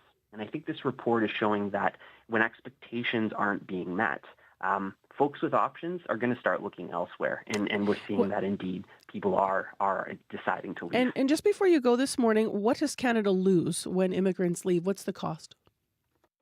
I think it's important for all Canadians to just bear in mind our demographic reality here. Canada's an aging population. It's a shrinking population. And the only source of population growth comes from immigration. By extension, the only source of labor force growth comes from immigration. So these challenges that we are all concerned about, healthcare, housing, but also like other critical services like daycare for young families. Immigrants play both a role on the demand side, but also in supply. And so, that immigrant who left is a potential nurse in a hospital. That immigrant who left is a potential extra hand on a construction site or a potential early childhood educator, right? And so I think it's important for Canadians to recognize the long-term impact that immigrants have on our critical spheres. And when we lose an immigrant, we really do lose a solution to these problems that are so pervasive today. Thank you for walking us through the data. Appreciate it. Thank you, Marcy. You take care. If someone is listening and you know someone who has left Manitoba, man, I would love to talk to them, right? Just to glean more insight about that. So you can always reach out to the show. We've been talking to George Carruthers, Senior Director of Ideas and Insights at the Institute for Canadian Citizenship. And during that interview, I was talking about Niverville. That's because Niverville is one of the fastest growing populations rurally, but one of the fastest areas that grew because of immigration is actually another town that starts with an N, Nipawa in western Manitoba is what I was trying to come up with there on the fly. It is 2 minutes now to 7. Heather Wells is here with other news. Good morning. Well, a Winnipeg woman wants to warn you this morning about what she says is an extremely intricate phone scam. Destiny Funk says she got a call from someone pretending to work for Manitoba Hydro saying she was behind in payments. They eventually tried to get her to make a deposit in what actually was a Bitcoin kiosk. We're going to hear more and hear Manitoba Hydro's response. We are also learning more about some of the last moments before a family of 4 froze to death near the Manitoba-U.S. border in January of 2022. A Minnesota court yesterday heard from one of the migrant survivors. That's coming up in our next local news at 7:30. All right, thank you, Heather. You're welcome. Well, we've got the cold after the storm this morning. It's -2 in Winnipeg, mostly cloudy. It's -10 in Brandon already and mainly clear. Winnipeg's going to have some flurries, and we're going to fall to about -5 this afternoon. It's icy out there in different spots, and some of the highways around Boissevain and Thompson have poor visibility and conditions, so take care. 788-3093 if you need us. We do have school division cancellations and closures. Here's what's closed. Plain Day School, Our Lady of Lourdes, Gilbert Rosset and La Source School, as well as in the Southwest Horizon School Division, schools are closed, staff to work from home. Prairie Spirit, no buses, and all schools are closed there as well. Brandon School Division isn't running rural buses, and Alexander, O'Kelly, and Spring Valley schools are also closed. Still ahead after 7 o'clock, eat pancakes and support a local charity at the same time. But most importantly, you can learn more about local investment toward employment and how they're helping people in community. And we've got a Gen Z perspective panel on dating. Today on The Current. Climate action is not optional, it's an imperative. World leaders and scientists are meeting at the UN Climate Conference this month. There hasn't been a lot to cheer about so far, but a new wave energy project is giving hope that more clean sources of energy are indeed out there. That's coming up on The Current. The Current with Matt Galloway. This morning at 8:37, 9:07 in Newfoundland, and on the CBC Listen app. This is World Report. Good morning, I'm Marcia Young. The International Criminal Court says it has reasonable grounds to believe war crimes may have been committed in Gaza. It has issued arrest warrants for Israeli Prime Minister Benjamin Netanyahu, his former Defense Minister Yoav Gallant, and Hamas leader Mohammed al-Masri, also known as Mohammed Deif. Tom Perry is in Jerusalem with the latest. The court has issued arrest warrants for Benjamin Netanyahu, the Israeli Prime Minister, and for Yoav Gallant, the former Defense Minister. The allegations are they committed crimes against humanity and war crimes in Gaza dating back to October 8th, 2023, so just a day after Hamas launched its attack into Israel. Now, the alleged crimes include using starvation as a method of warfare, murder, persecution, and other inhumane acts. Now, the court has also issued an arrest warrant for Mohammed Diab Ibrahim al-Masri. He was the highest commander of the military wing of Hamas. The allegations against him are crimes against humanity, murder, extermination, torture, rape, and other forms of sexual violence. Now, Israel claims it killed al-Masri in an airstrike, though Hamas has not confirmed that. The court says it's not in a position to determine whether al-Masri is alive, and so that's why it's issued this arrest warrant. Tom Parry, CBC News, Jerusalem. Ukraine is accusing Russia of firing an intercontinental ballistic missile at its territory, but Kyiv has not said what the Russian military was targeting or if any damage has been done.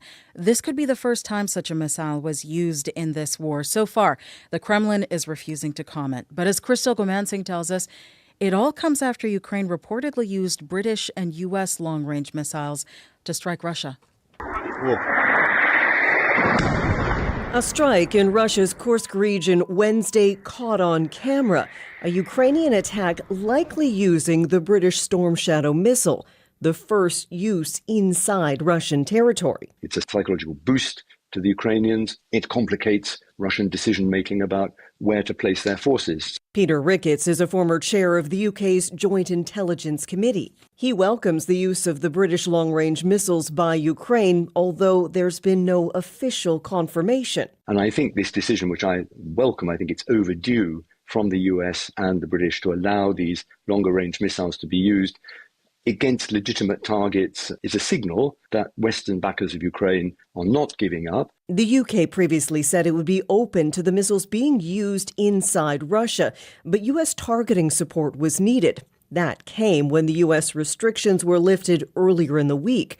The question now is how Russia will respond. So far, the Kremlin is saying little about the strikes using Western long-range weapons, something that was previously considered a red line for the Russian President Vladimir Putin. Crystal Gomansing, CBC News, London. The COP29 climate summit in Baku, Azerbaijan, is entering its final days. I sense an appetite for agreement, but areas of convergence are coming into focus. But let's be frank, many substantial differences are still remaining. Those differences, UN Secretary General Antonio Guterres is referring to, come down to one key issue.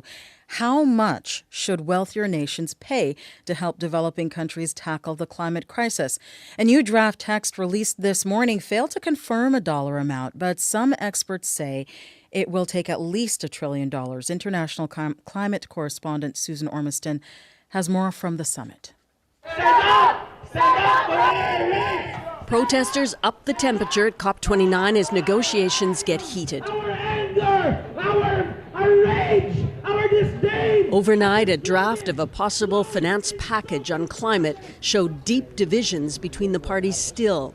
The European Commissioner for Climate, Wouter Hoekstra, rejects it. I'm sure there is not a single ambitious country who thinks this is nearly good enough. I'm going to leave it at that. Will you be putting a number on the table? That's one of the glaring missing parts. Developing countries are asking for over $1 trillion paid annually.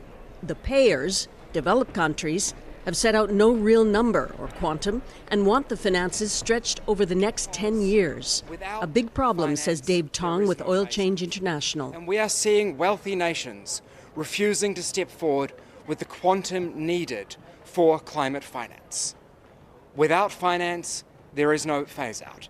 Negotiators from nearly 200 countries now have to find critical compromises. Otherwise, a deal can't be agreed, says Harjit Singh of the Fossil Fuel Treaty Initiative. No deal is better than a bad deal. If you go with a bad deal, it's not going to provide any support to developing countries. Everybody is going to suffer if we fail at this COP. It is late to be so far apart. The Azerbaijani team leading these talks believes a breakthrough in Baku is in sight. Many others are much more skeptical. Susan Ormiston, CBC News, Baku. Donald Trump has nominated his next ambassador to Canada. Pete Hoekstra is a former Michigan congressman, and he also served as an ambassador in the first Trump administration. Richard Madden has more on this story from Washington. And Richard, what else can you tell us about Hoekstra? Yeah, well, we know he's an experienced politician, 20 years in Congress, the former chair of the House Intelligence Committee, and a former ambassador. He's also from a border state, Michigan, so he knows Canada and its politics. And if confirmed, Hoekstra will be the first nominee in decades with a legislative background instead of a party organizer or fundraiser. So his background in Congress and diplomacy will help him navigate these anticipated changes to the Canada-U.S. relationship under incoming President Donald Trump. And that includes the proposed punishing tariffs Trump has vowed on all U.S. imports and changes to the Trilateral Trade Deal, or NAFTA, which is up for renewal in 2 years. Now, in a statement announcing Hoekstra, Trump re-endorsed the deal, but there's one thing to note. Like Trump, Hoekstra is no fan of electric vehicle subsidies in the U.S., just as Canada pushes for an all-electric future. Take a listen. The last 3.5 years, we have done massive government investments into EVs.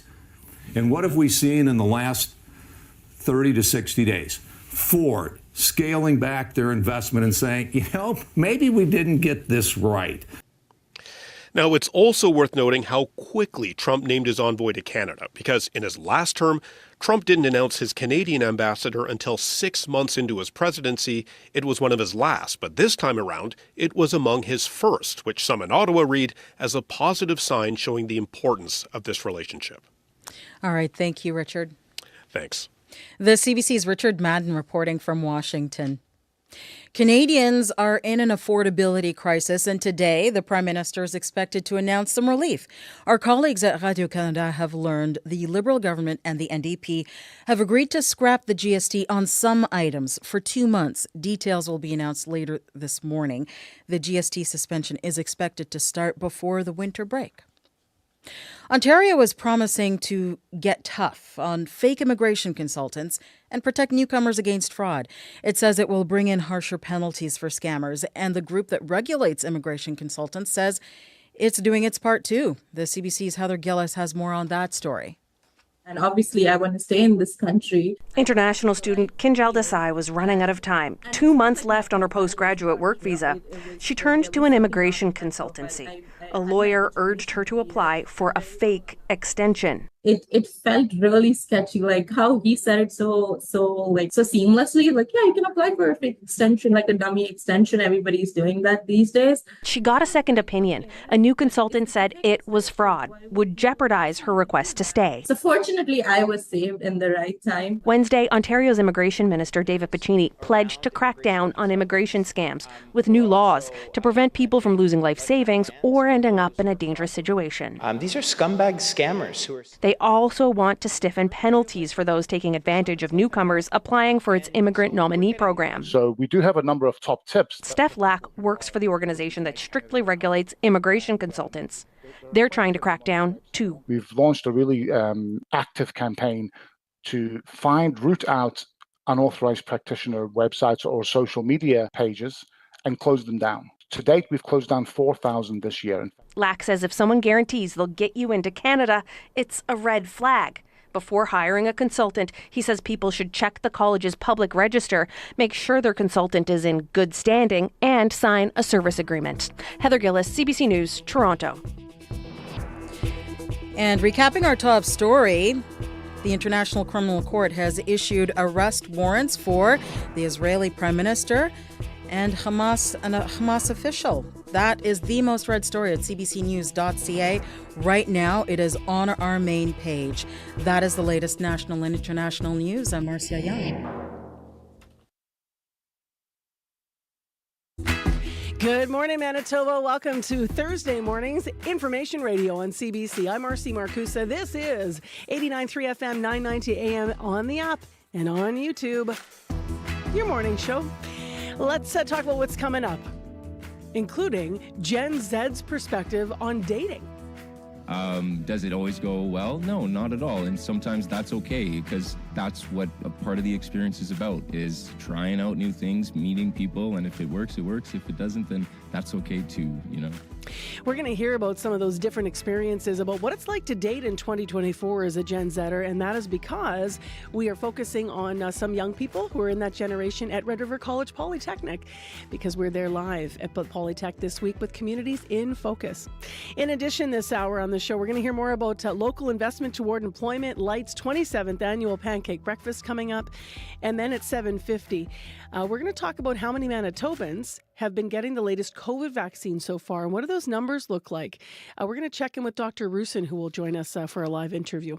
Right now, let's go to Heather Wells, who's in our news center with other headlines. Good morning. Good morning. Well, we are hearing about struggles and risks at 2 rural Manitoba hospitals this morning. In Brandon, doctors say the situation at the Brandon Health Centre is unsafe and unsustainable. PC Health critic Kathleen Cook tabled a letter yesterday from doctors to the health minister who say they are on the brink. The letter says there is a 34% vacancy rate in ER doctors that will rise to 42% in January. Meanwhile, the Manitoba Nurses Union is sounding the alarm about worker and patient safety in Swan River at the hospital there. President Darlene Jackson says nurses face aggressive patients and there's a lack of security guards. We'll hear more on both of those stories coming up in our next local news at 7:30. Heather Wells, did you notice, you probably didn't see on our YouTube stream what I've gotten in the habit of doing. So when I put my headphones on, I have these earrings and they sometimes get stuck. Oh no. So if I'm not in the studio early enough and I run in, because I was talking to you out in the newsroom, but I was pulling my earrings on the side to pull them underneath my, and I look like Carol Burnett. Remember when she used to tug her ear? Yeah, I look like that's what I'm doing. It's a secret message from Marcy. No, except mine is both. It actually looks quite ridiculous. So sorry, viewers of the show. Let's get into what's going on with the weather forecast. Then I'm going to run through school closures for today. Abby. Yeah, we're looking at a cool and breezy day ahead with mostly cloudy conditions and a slight chance of flurries in most of the regions. Winnipeg currently -2. We should see mainly cloudy skies today. We have a slight chance of flurries in the forecast. It will feel cooler as the temperature drops to -5 by the afternoon, and the wind chill this morning, it's going to make it feel in the range of -11, though the skies will clear up slightly and become partly cloudy with light breeze as we get overnight. And if we're looking across board, we are going to be having more like a bit of bright today, unlike yesterday that we had more of like the gray skies, especially for the western part of Manitoba. We're going to see sunnier breaks at some point in the afternoon, but it's going to be mostly cloudy in the Red River Valley still, and then hopefully some areas will get to see that sunshine as we get through the day. -10 in Brandon and Dauphin right now, and then other regions hovering near -2 to -4 down south. Right now, Winnipeg, we're at -2.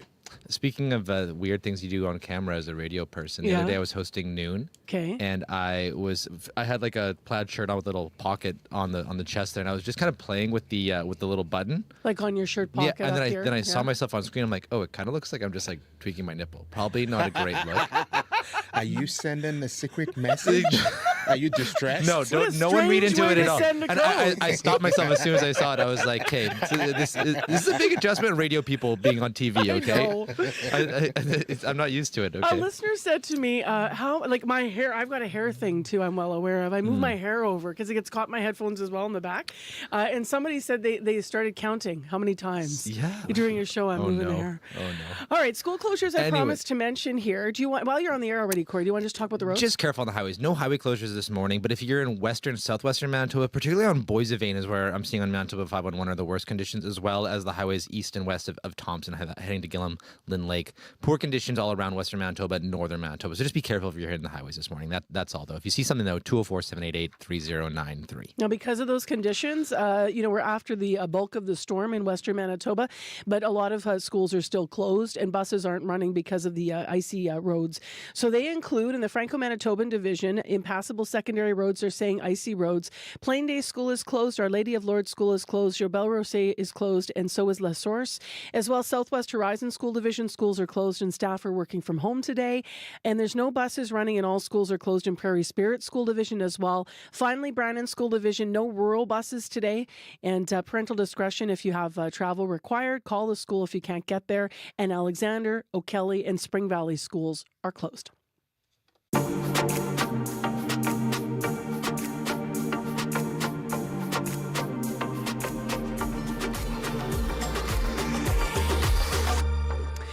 So as I mentioned, local investment toward employment, or LITE, Lights. Blueberry pancake breakfast is a bit of a tradition in Winnipeg's nonprofit world.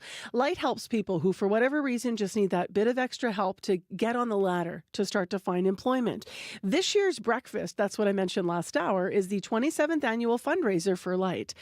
Acting Executive Director Ian Roundtree says the breakfast, though, is so much more than just a fundraiser. He's on Zoom this morning to talk about it. Good morning. Good morning. Thanks for having me. Sorry we gave you a complex about being on Zoom now with all that talk.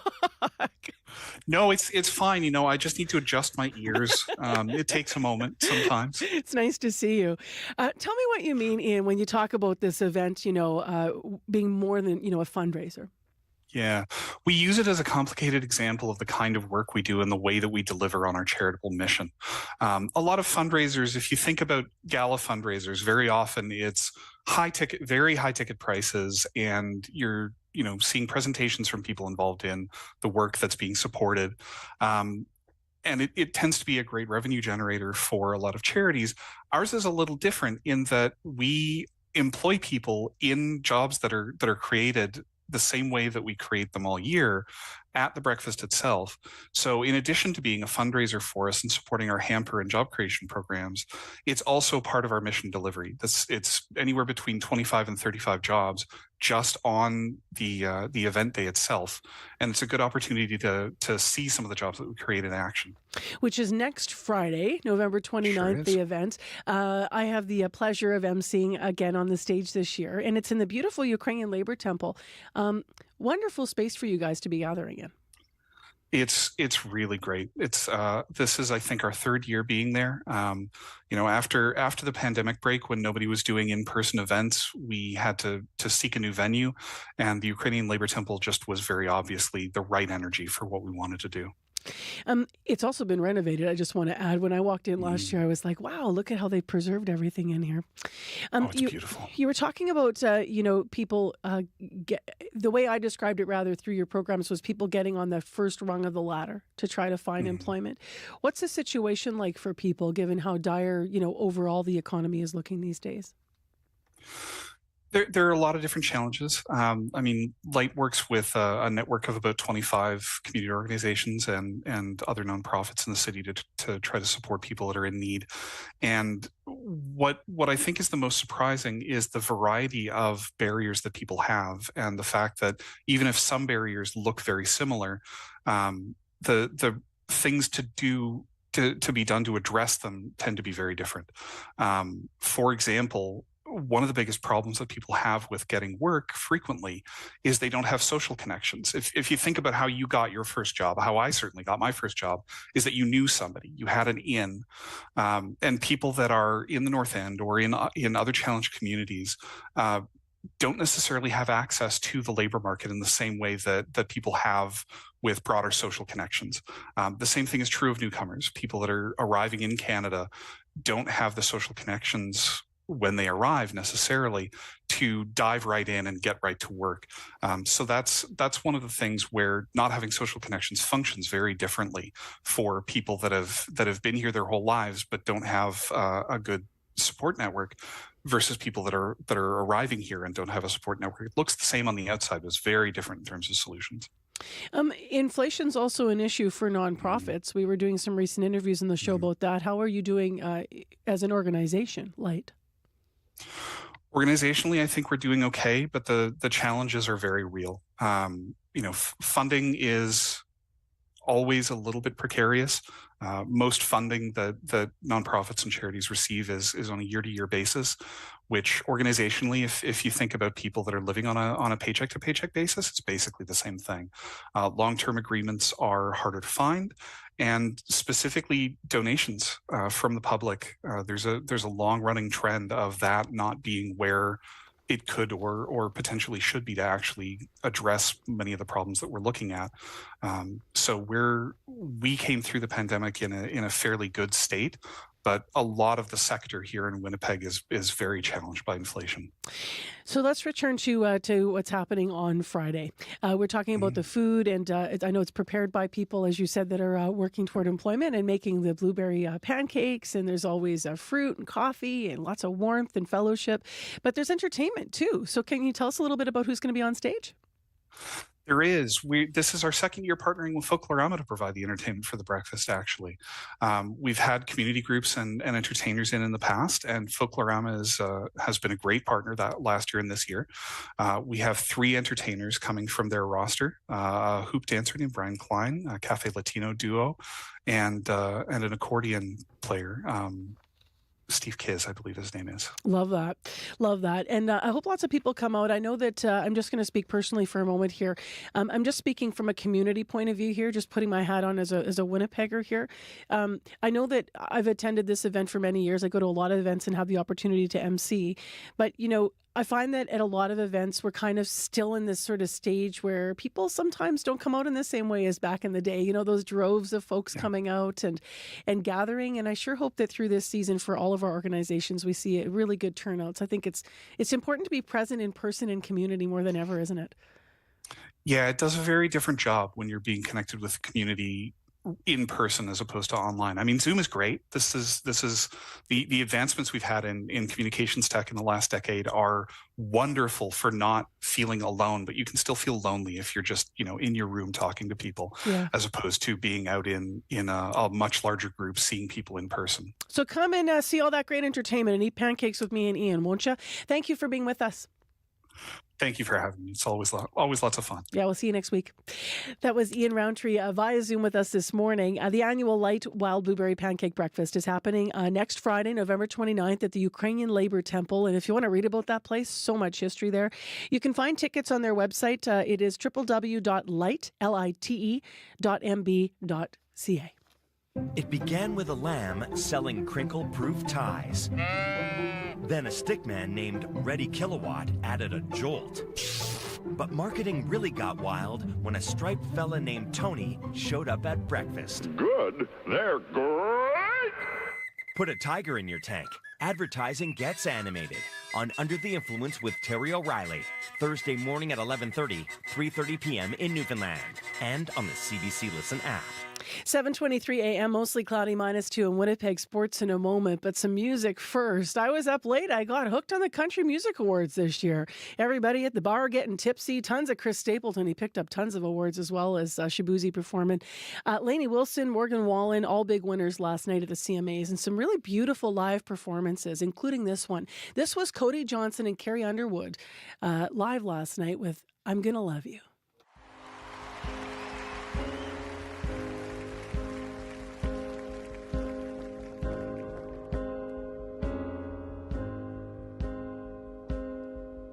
Stars are gonna light up a midnight sky.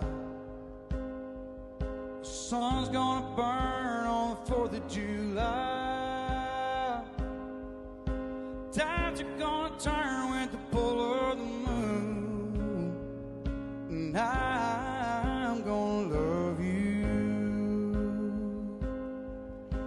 Birds will fly south when the winter comes. Snow's gonna fall, the river's gonna run. April's gonna rain and flowers gonna bloom. And I'm gonna love you. So good that it almost hurts. Steady and true as a Bible verse. My heart skips just thinking of you. Go on and bet it all, baby, we can't lose. Earth's gonna shake every now and then. Some runaway roads are gonna dead end. And on those days when the world feels cruel, I'm gonna love you. Yeah. That's Carrie Underwood.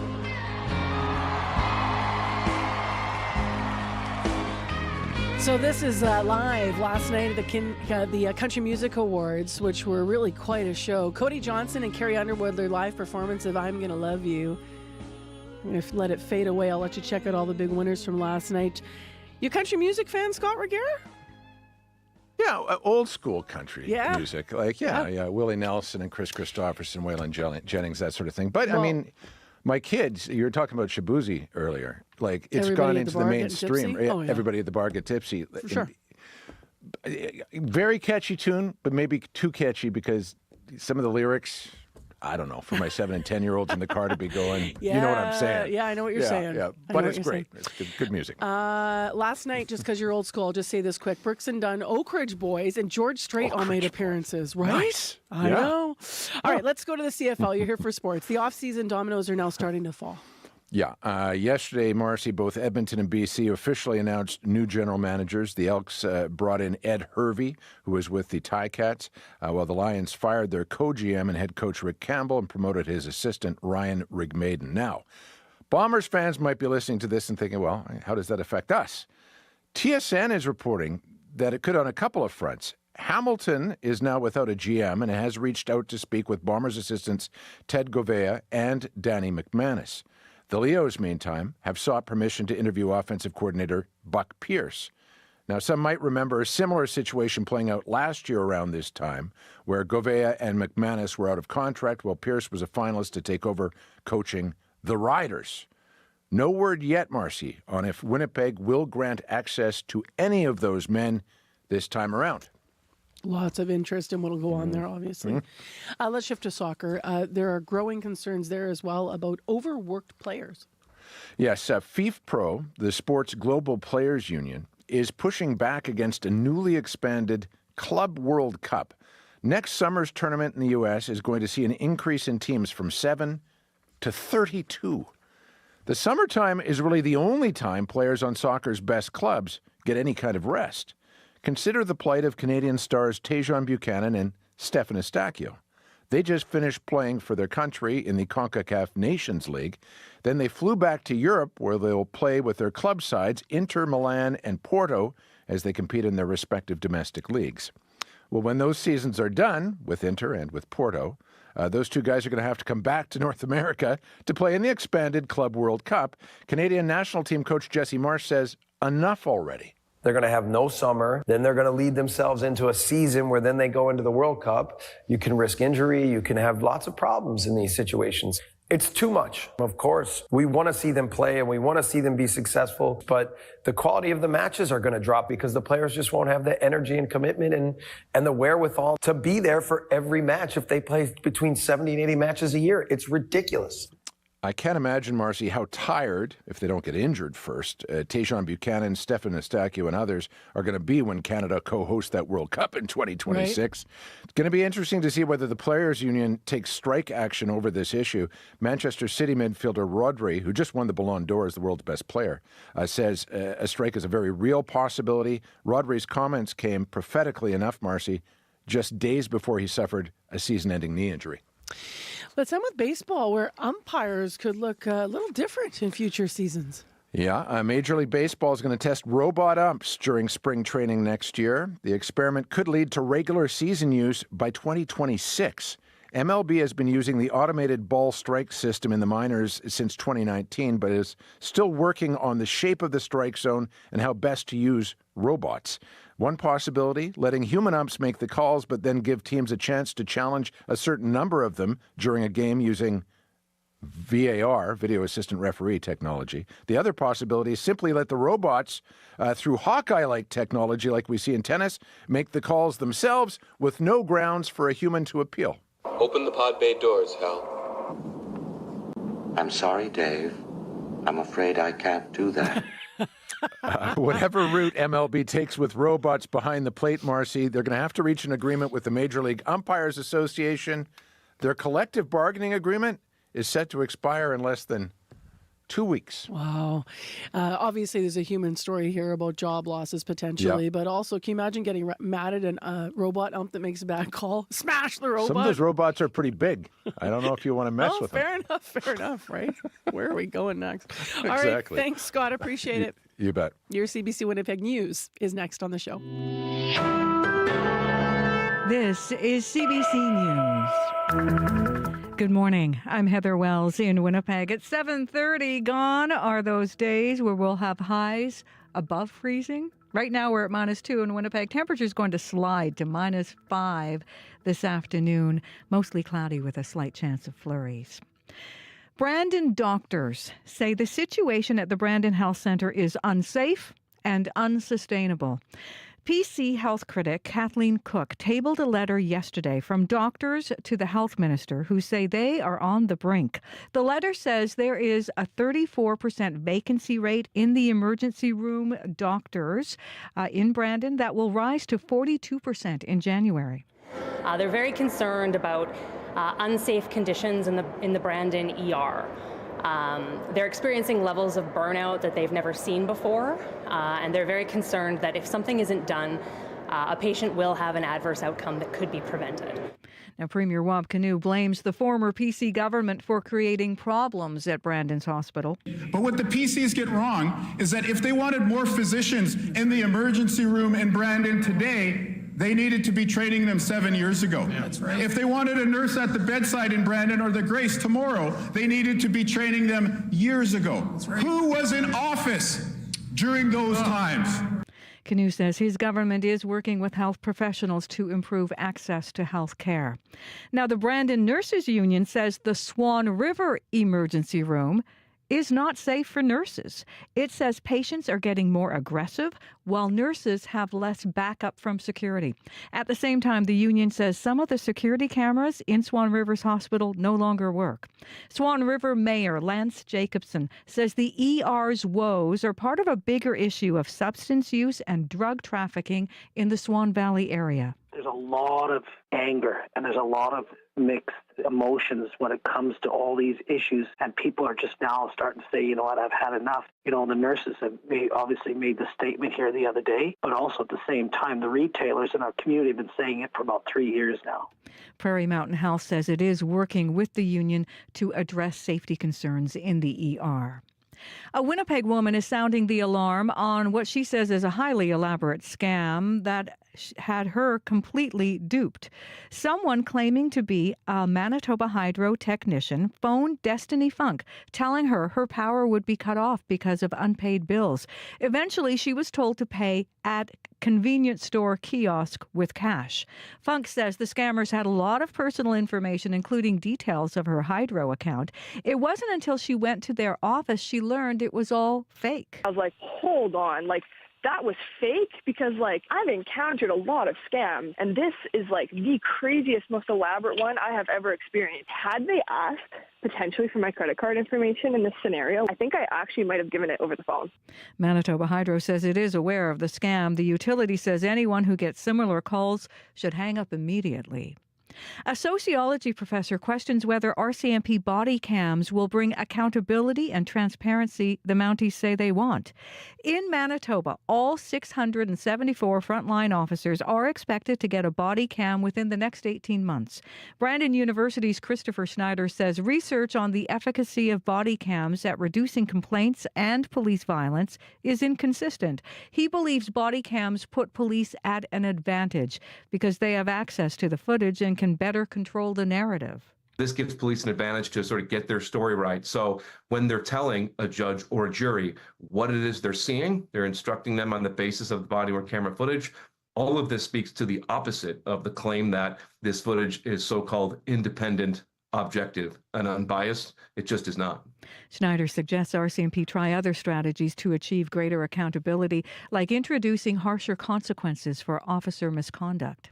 We are learning more about some of the last moments before a family of 4 froze to death near the Manitoba-U.S. border in 2022. A Minnesota court heard from one of the migrant survivors yesterday. CBC's Caitlin Garlick was in the courtroom. Yash Patel says he remembers walking through a blizzard for hours, looking in the dark for the vehicle that was supposed to pick him up. That was back in January of 2022, when he was dropped off near the border with a group of other migrants and told to just keep walking forward. Patel, who testified through a Gujarati interpreter Wednesday, says he was with 6 or 7 other people that night, plus a family with 2 kids. He says it didn't take long for them to get separated. Hours later, the bodies of Jagdish and Vaishali Patel and their 11 and 3-year-old kids were found in Manitoba, a few meters from the U.S. border. The details about the night the family died came on the 3rd day of a trial for 2 men charged with several counts related to human smuggling. The trial continues Thursday. Caitlin Gowerluck, CBC News, Fergus Falls, Minnesota.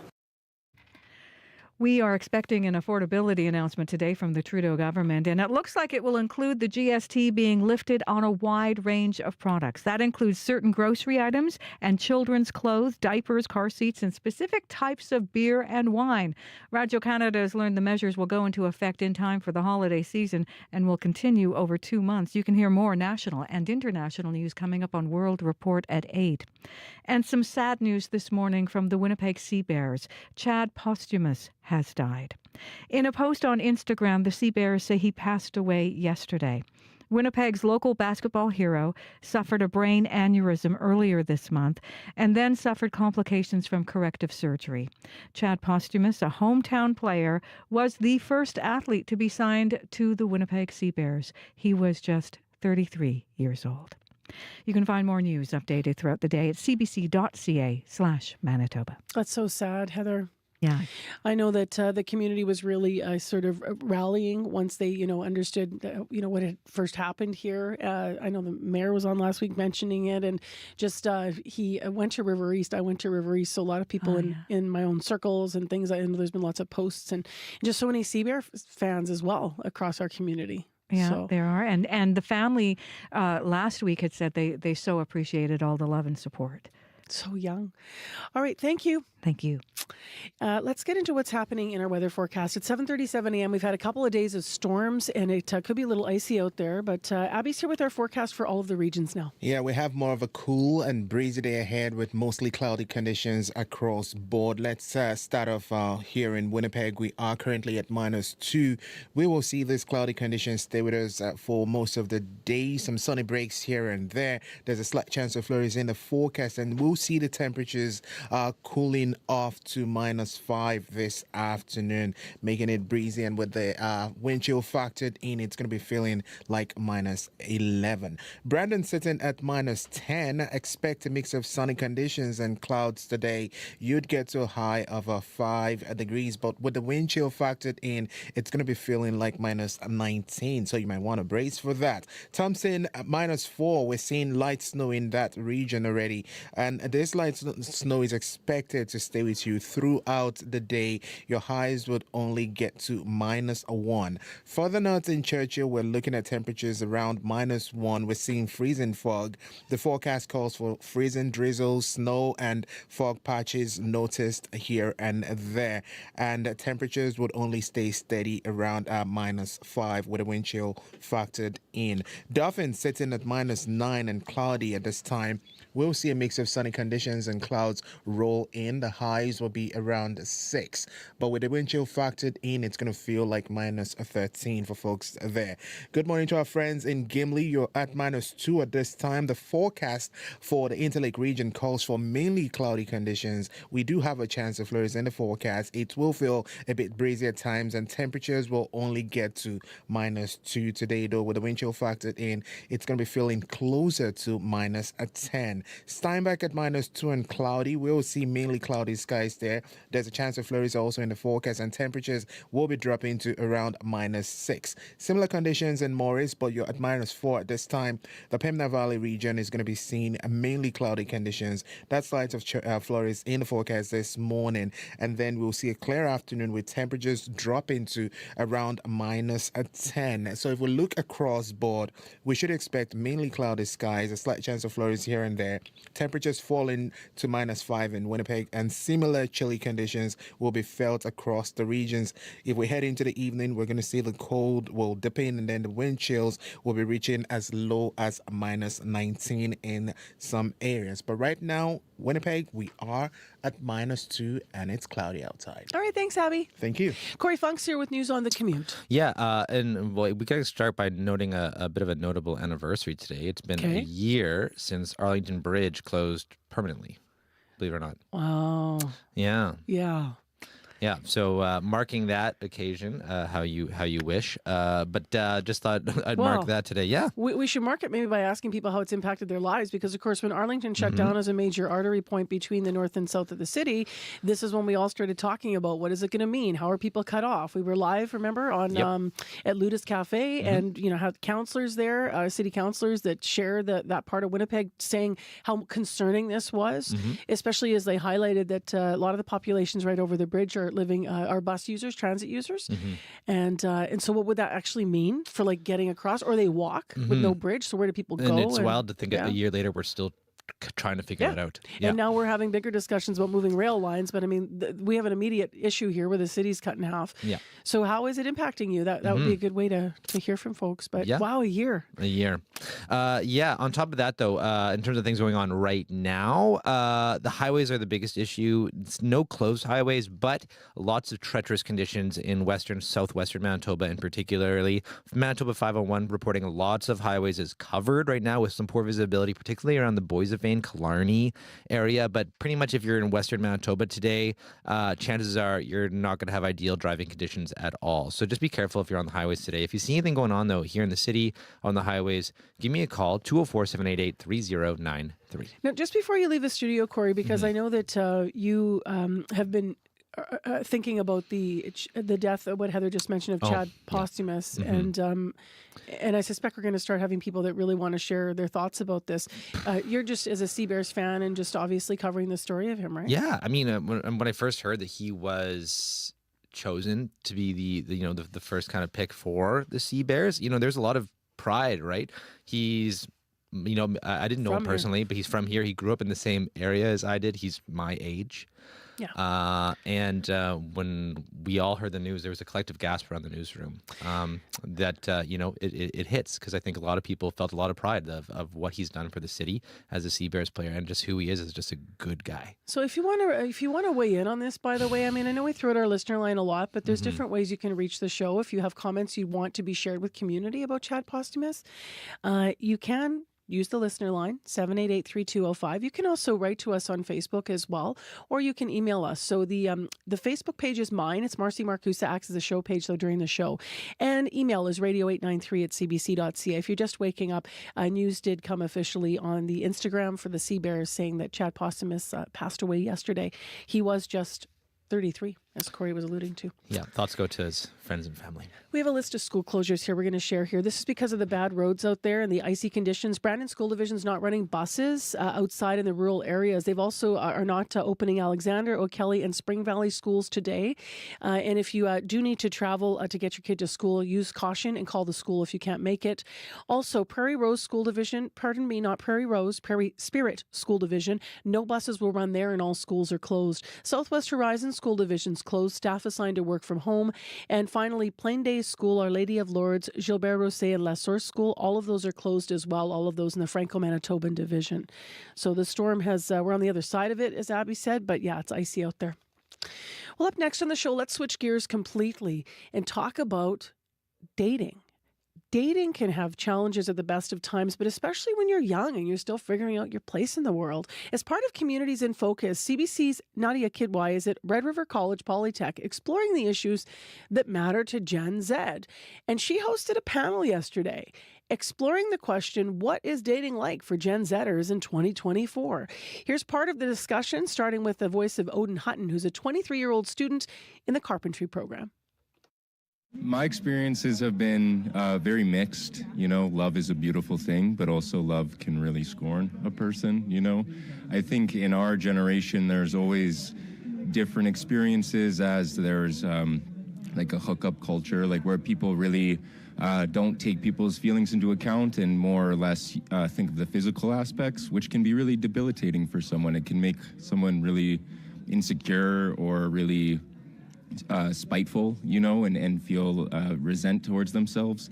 But love can also really heal a lot of people, which is something that's really cool. And I feel like we need to take more time to do, because if we love one another, then we can build ourselves back up, because I feel like it's a team. You're in a team with the relationship, and so when you have your person or any person, you can really move forward and celebrate a lot of things in your life with your person, you know. Did you say you're 23? Because that's like super, like a lot of depth that I think people might not even appreciate that Gen Z have. Are you in a relationship right now? I am in a relationship right now, yeah. Tell me about how you met your person. We met through a friend, so it was kind of like they set me up with them, so it was really cute. That was about a year ago. She's great. She's very adventurous, very explorative. She doesn't really put up with a lot. So she puts her foot down quite a bit and is very thorough and works with conviction and is very passionate about a lot of the things that she does. And that's something that I really admire and that I try to apply into myself going in my life. How old is she? It's the same age as me, she's 23, yeah. And so you were set up by friends? Set up by friends. Did you ever try apps? I've been on dating apps. They, for me, build a lot of insecurity. You know, why are we basing what we would look for in a partner strictly on looks and prompts? I don't think that adds enough depth to really create a safe space to find a person that I want to connect with. You know, I think it's a lot more authentic to meet, I don't know, say in a college or maybe at a bar or at, you know, any event where things are organic. I think that's so much more realistic and traditional, but also really like fun and exciting, you know, and stereotypical or whatever, you know. So have you done that? Have you approached a girl in real life? It's sometimes nerve-wracking because fear of rejection exists, and I think a lot of people will feel that way. So have I? Maybe after a few drinks or something, but does it always go well? No, not at all. And sometimes that's okay, because that's what a part of the experience is about, is trying out new things, meeting people, and if it works, it works. If it doesn't, then that's okay too, you know. Do you think we still live in a time where the expectation is on the guy to make the first move, or what's it like now? I would say that I live that way. I would like to be a gentleman, and I'd like to apply that, you know, and so I would hold that standard. But there's also a lot of, you know, feminism and equality, and I would appreciate that. I appreciate that in a person, you know. It doesn't matter. It's just, like I said, it's a team. So if you can both provide for each other, then I think that's where the strength comes and builds. Harinder was just saying his self-esteem has been affected because he's lost weight and doesn't feel as muscular and doesn't feel as good about himself. Is that something that you think about, like how your physicality and how that's judged in the dating world? It is something that I also deal with in my self-esteem, and I think to blame in Gen Z is social media. There are so many aspects of social media that really kind of break us down and create this false narrative of what a body is supposed to look like and what a body is desired, or how a body's desired. And so I think that is just really hurtful and harmful to our mental health, because it doesn't matter what your body looks like, you know, it's all confidence. And people... True though, like really, when you're looking for a partner, aren't you looking to be attracted to her? Well, I think everybody has a standard for their partners and preferences for their partners, and that's the beauty of dating, is like there are going to be certain, not leagues or levels or anything like that, but there are people that are going to be compatible with people, and there are people that are going to not be, you know, and it's hard to find that. Because in our age, there's a lot of stereotypes and stigmas and perspectives that we don't fully understand yet, but things that we ultimately are just figuring out as we go. That's a part of growing up, and that's just kind of the place we're at right now. Final question. I have tons more questions, but one is, like, Kennedy was saying how she wants to get married, she wants to have kids. It seems like a pretty traditional way of imagining life. We often hear that Gen Z don't want that necessarily, to have kids and settle down or whatever. What's your thoughts on it? Well, we kind of live in like an inflated time. So a wedding is expensive. Marriage in itself doesn't particularly matter, because a lot of the perspective is it's just a piece of paper, or it's just a codependent for like taxes or whatever. I don't know how it works yet. I'm still only 23 learning, you know, but I think it's it's really just up to the relationship ultimately, you know, is if your love wants to go to the distance, if you guys want to be, you know, partners forever, then having that marriage could be another way to show that and state that and find that security. But is it necessary? I don't think so. For you, do you want to get married and have kids? Yeah. Yeah, I would. You seem so nervous, you can say it. No, I would love to get married and have a family, you know, but that's just me, and some people might not want that, and that's okay too. But you do, and that's okay. But you seemed almost nervous to say it. Yeah, just because it's funny. I'm a little shy, you know. CBC's Nadia Kidwai speaking with 23-year-old Odin Hutton about Gen Z dating. Now, that conversation is part of a panel discussion for CBC's Communities in Focus, which is at RRC Polytech on Notre Dame. And that is where Odin is a student in the carpentry program. If you want to hear the whole discussion, by the way, we're going to have that on our CBC Manitoba YouTube page.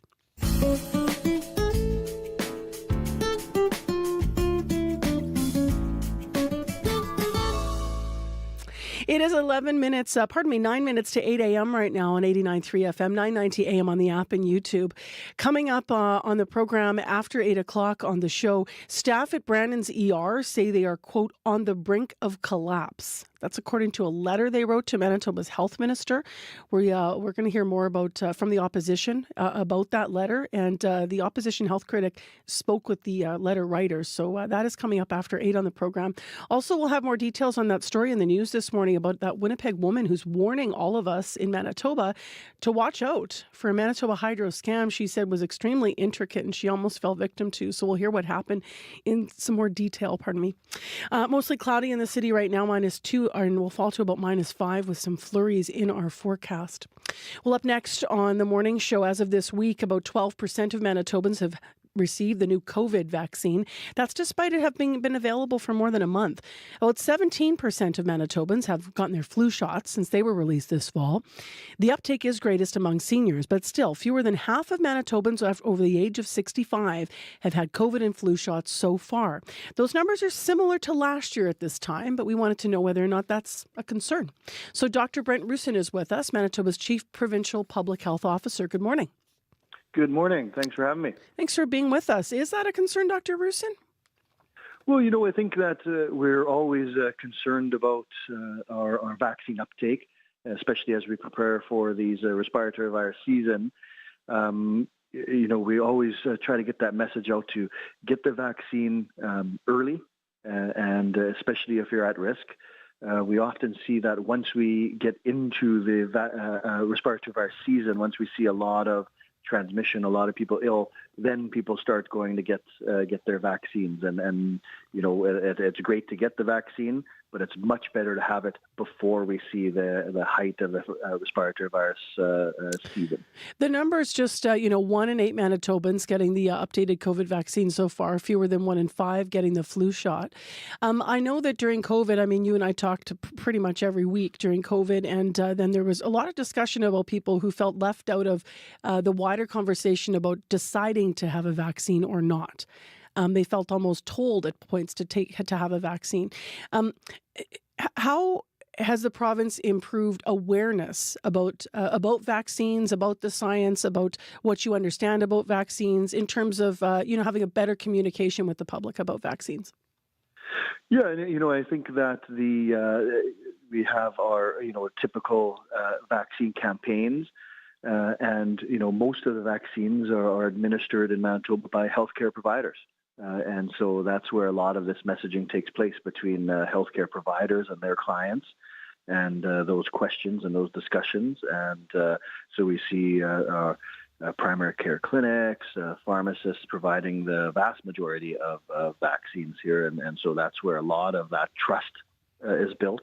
And that's where a lot of that communication occurs, and that's where many of the doses are provided. Why do you think that more people aren't electing to get the vaccines? Like the numbers, as you said, you believe will increase as the season gets more underway. But what's your sense of why we're not already seeing higher rates of uptake? Well, you know, this is very similar to what we saw last year. And last year was higher than what we would see before the pandemic. So, things have improved over time. And so we certainly want to see these numbers increase, especially in those individuals that are higher risk. And so, I think that the earlier the better for these vaccines, and we'll keep messaging, and we keep relying on our experts in the field who are seeing many patients day to day, and continuing that communication and importance of these vaccines. I want to switch focus for a moment because we're seeing measles outbreaks. We did some interviews this week. These are in other parts of the country. What are we seeing in Manitoba? So we don't have any reported cases of measles in Manitoba. And so we've, communicated to healthcare providers and, in the past to remain vigilant. Many of these vaccine preventable diseases, because the vaccines are so effective, many clinicians haven't, really seen these conditions in the past just because of how effective the vaccines are. And so we have to always be aware and be vigilant for spotting these cases should they arise. But so we certainly haven't seen any or haven't had any reported cases of measles in Manitoba at this point. In terms of who should be getting vaccinated, there's a top-up vaccination for measles that may be required. I think it's if you're born between maybe 1970 and 80, but I may have those dates wrong. Right. So, the newborn, our vaccine program, which is most important, is at 1 year, and then preschool, the 2 doses there. So, the people born between 1970 and 84 would be eligible for 1 dose, and after 85 is 2 doses if you haven't been vaccinated in the past. I'm wondering what you think about people's attitudes toward how people's attitudes toward getting sick, not just with measles, but I'm just thinking about respiratory once again and COVID. Do you think those attitudes have changed since the public health emergency around COVID moved into a different phase? I think that one of the issues that we've seen, prior to the pandemic and starting to return now is the losing the importance of staying home when ill. And so we've seen many examples of people, quite ill with respiratory illness, testing negative for COVID and then still going to work or school because they were negative COVID. And our messaging is, the actual pathogen at this point isn't the important thing. It's to stay home when you're ill. We don't want to spread influenza, RSV, or COVID. So, during the height of the pandemic, certainly people were very vigilant about staying home when ill, any symptoms. We're starting to see that wane, over time, and then that just leads to more and more transmission of the virus. We'll leave it there this morning. Thank you very much for being with us. Thank you. That is Dr. Brent Roussin, Manitoba's Chief Provincial Public Health Officer. With developing news this morning, here's Heather Wells. Good morning, yes. We are learning about the struggles and risks at 2 Manitoba hospitals this morning. In Brandon, doctors say the situation at the Brandon Health Centre is unsafe and unsustainable. And the Manitoba Nurses Union is sounding the alarm about worker and patient safety in Swan River. As well, we are mourning the loss of a local basketball hero. The Winnipeg Sea Bears today going on Instagram posting that Chad Postumus has died.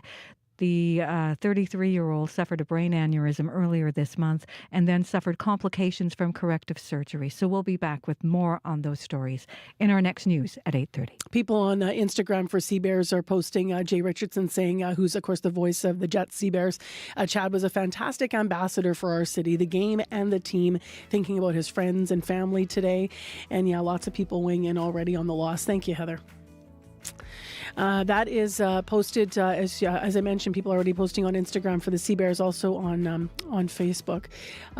Corey, I'm just looking straight at you. Are we going to have more on this after 8? We are. Adam Wedlake of Basketball Manitoba. Corey's just been on the phone with him. He's going to join us after 8. He has known Chad Postumus since he was a child and watched him grow into the leader on that Sea Bears team, and now is, of course, mourning the loss of the 33-year-old. So that's coming up after 8. Stay with us. It's -2 in the city. On Cue with Tom Power. If you like a good Hollywood story, you'll love Barry Sonnenfeld. Barry's a legendary cinematographer and director. He has all kinds of stories about working with Tommy Lee Jones, Will Smith, Donald Trump, and he'll also tell you why the secret to making a great comedy is not to make a comedy at all. I really trust audiences. That's coming up on Cue, followed by Commotion with Elamine Abdel Mahmoud on CBC Radio 1, the CBC Listen app, and everywhere you get your podcasts. This hour, it's The Current with Matt Galloway. World leaders and scientists are meeting at the UN Climate Conference this month. There hasn't been a lot to cheer about so far, but a new wave energy project is giving hope that more clean sources of energy are indeed out there. That's coming up on The Current. This is World Report. Good morning. I'm Marcia Young. The International Criminal Court says it has reasonable grounds to believe war crimes may have been committed in Gaza. It has issued arrest warrants for Israeli Prime Minister Benjamin Netanyahu, his former Defense Minister Yoav Gallant, and Hamas leader Mohammed al-Masri, also known as Mohammed Deif. Tom Perry is in Jerusalem with the latest. The court has issued arrest warrants for Benjamin Netanyahu, the Israeli prime minister, and for Yoav Gallant, the former defense minister. The allegations are they committed crimes against humanity and war crimes in Gaza dating back to October 8th, 2023. So just a day after Hamas launched its attack into Israel. Now, the alleged crimes include using starvation as a method of warfare, murder, persecution, and other inhumane acts. Now, the court has also issued an arrest warrant for Mohammed Diab Ibrahim al-Masri. He was the highest commander of the military wing of Hamas. The allegations against him are crimes against humanity, murder, extermination, torture, rape, and other forms of sexual violence. Now, Israel claims it killed al-Masri in an airstrike, though Hamas has not confirmed that. The court says it's not in a position to determine whether al-Masri is alive, and so that's why it's issued this arrest warrant. Tom Perry, CBC News, Jerusalem. Canadians could be getting a short break from the GST just in time for the holidays. Our colleagues at Radio-Canada have learned Prime Minister Justin Trudeau is about to announce a 2-month tax vacation on some household items. And for some people, that could be followed by a check in the spring. Janice McGregor joins me now from our Parliamentary Bureau. And Janice, which items could be getting cheaper? Marcia, the Liberals don't appear to be fully matching the GST relief that the NDP began calling for last week. Sources suggest it's going to come off some grocery essentials, including prepared foods, as well as purchases for babies and children under 15. We're talking things like diapers, clothing, shoes, car seats, and just in time for Santa, toys. The government is also proposing to cut it from some beer and wine sales at certain retailers. Holiday cheer for grown-ups, perhaps. The sources haven't mentioned other relief the NDP wanted, pulling the GST off internet and cell phone bills and home heating. So we wait to see more details when the official list is out later this morning.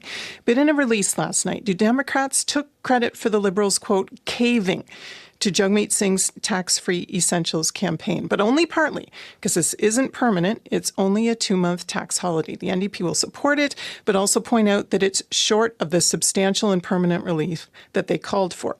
The other help that's said to be coming from the Liberals this spring will take the form of rebate checks. Last year, the government gave households eligible for the federal GST credit what it called a one-time grocery rebate. These new payments would also target lower and middle-income households. This will only happen if the bill passes the House of Commons, but the House is gridlocked and has not passed anything for 2 months. How is this going to get done? Even before the news of these rebates broke last night, Jagmeet Singh was calling for an end to this filibuster. To the Conservatives, stop playing games. Canadians need to see a break because they're drowning right now. In the short term, it is possible to implement a GST cut without implementation legislation. But sooner or later, the House has to pass a bill, and that will be a confidence vote. All right. Thank you, Janice. You're welcome. The CBC's Janice McGregor in Ottawa. Former Michigan Congressman Pete Hoekstra is nominated to be the next U.S. ambassador to Canada. President-elect Donald Trump says he is confident Hoekstra will represent the country well in this role and will help put America first. Hoekstra has been a member of the U.S. House of Representatives for 28 years. He served as Trump's ambassador to the Netherlands during his first term in office. Indian billionaire Gautam Adani is facing allegations of corruption and bribery this morning. Adani is one of the world's richest men. He denies the allegations, but as Rebecca Bunden reports, U.S. authorities have already issued a warrant for his arrest. U.S. authorities say that Adani and other executives promised to pay bribes to Indian government officials to secure solar energy contracts and used those contracts to raise money from investors in the U.S. Adani Group denies the allegations, saying they are baseless. Sonam Srivastava is the founder and fund manager at Right Research. Adani, as one of the most prominent industrialists in India, has significant assets in energy, infrastructure and logistics space. I think it also raises a few questions about corporate governance and integrity of business practices in India. This is not the first time Adani is facing such allegations. His conglomerate was accused of stock market manipulation and accounting fraud by a US short seller last year. That triggered a political row over Adani's close relationship with Indian Prime Minister Narendra Modi. India's main opposition Indian National Congress Party's leader Rahul Gandhi on Thursday called for Adani's arrest. I'm wondering why Mr. Adani is still running around a free man in this country. The Adani Group is a huge multinational conglomerate valued at about $150 billion. Rebecca Bunden for CBC News, Mumbai. Australia's government is pushing ahead with its plan to ban social media for children younger than 16. The bill was introduced in Parliament today. Communications Minister Michelle Rowland says too many young people are exposed to harmful material online. Social media has a social responsibility. We know they can and should do better to address harms on their platforms. That's why we're making big changes to hold platforms to account for user safety. If the bill passes, Australia will try new ways to enforce the ban. It could include an age verification system that uses biometrics or government ID. And there will be harsh fines for social media companies that regularly breach the rules, up to the equivalent of 45 million Canadian dollars. The Yukon government says it will begin regulating social workers in the territory. This commitment follows reporting by CBC News. As Cheryl Kawaja tells us, the incident that prompted the changes centers around conspiracy theories. We don't want to be an outlier in Canada. Yukon's Community Services Minister Richard Mostyn says regulating social workers is now on his government's radar. Hello, you have reached Deborah Gregg. Within hours of learning about Deborah Gregg, Mostyn says he's committing to creating government oversight in the Yukon. Making sure that this profession has some regulations around it. Gregg had her professional registration stripped, at least temporarily, for supporting conspiracy theories. At first, we thought it must have been just a prank or... Concerns came to light when Gregg messaged legal aid staff in Whitehorse. Lynn McDermott says the email talked about the courts being null and void by royal decree. Gregg believes in cult leader Romana Didulo, the self-professed Queen of Canada, known for her QAnon beliefs. The British Columbia College of Social Workers accredited Gregg in 2007. It now says Gregg's views could be detrimental to her clients and there is a real risk of harm. It ordered Gregg not to work, but the Yukon is not its jurisdiction. The creation of rules for social workers in the Yukon can't come soon enough for Linda MacDonald. She's with the Liard Aboriginal Women's Society in Watson Lake, where Gregg is based. In particular because it's our most vulnerable who are seeking services of people like Miss Gregg. The Yukon government says it could take time to get rules in place. Until then, Minister Mostyn is warning Yukoners to be vigilant and ask questions of healthcare providers. Cheryl Kawaja, CBC News, Whitehorse. An original Emily Carr painting found in a barn in New York is coming back to Canada. Fair warning, last call, and sold. Congratulations online. I'm happy for you. Paddle 1502 is the bidder. The painting was sold to a Canadian buyer at auction last night. It fetched nearly $350,000, but the seller paid just $50 for it at a barn sale. At the time, he didn't know what he'd found. He does now. Here is Robert Heffel of the Heffel Fine Art Auction House.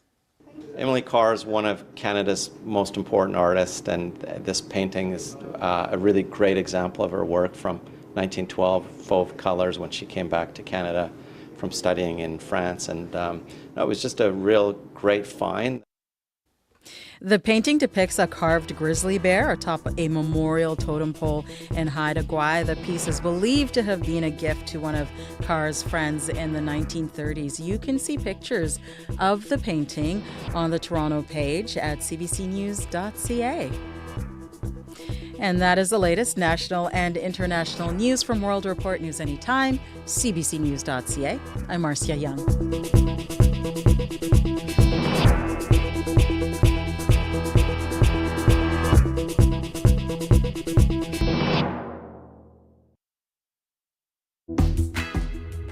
Good morning, Manitoba, and hello, Winnipeg. I'm Marcy Marcusa. This is Information Radio. We're live in downtown Winnipeg on 89.3 FM, 990 AM on the app and YouTube. Thanks for joining us.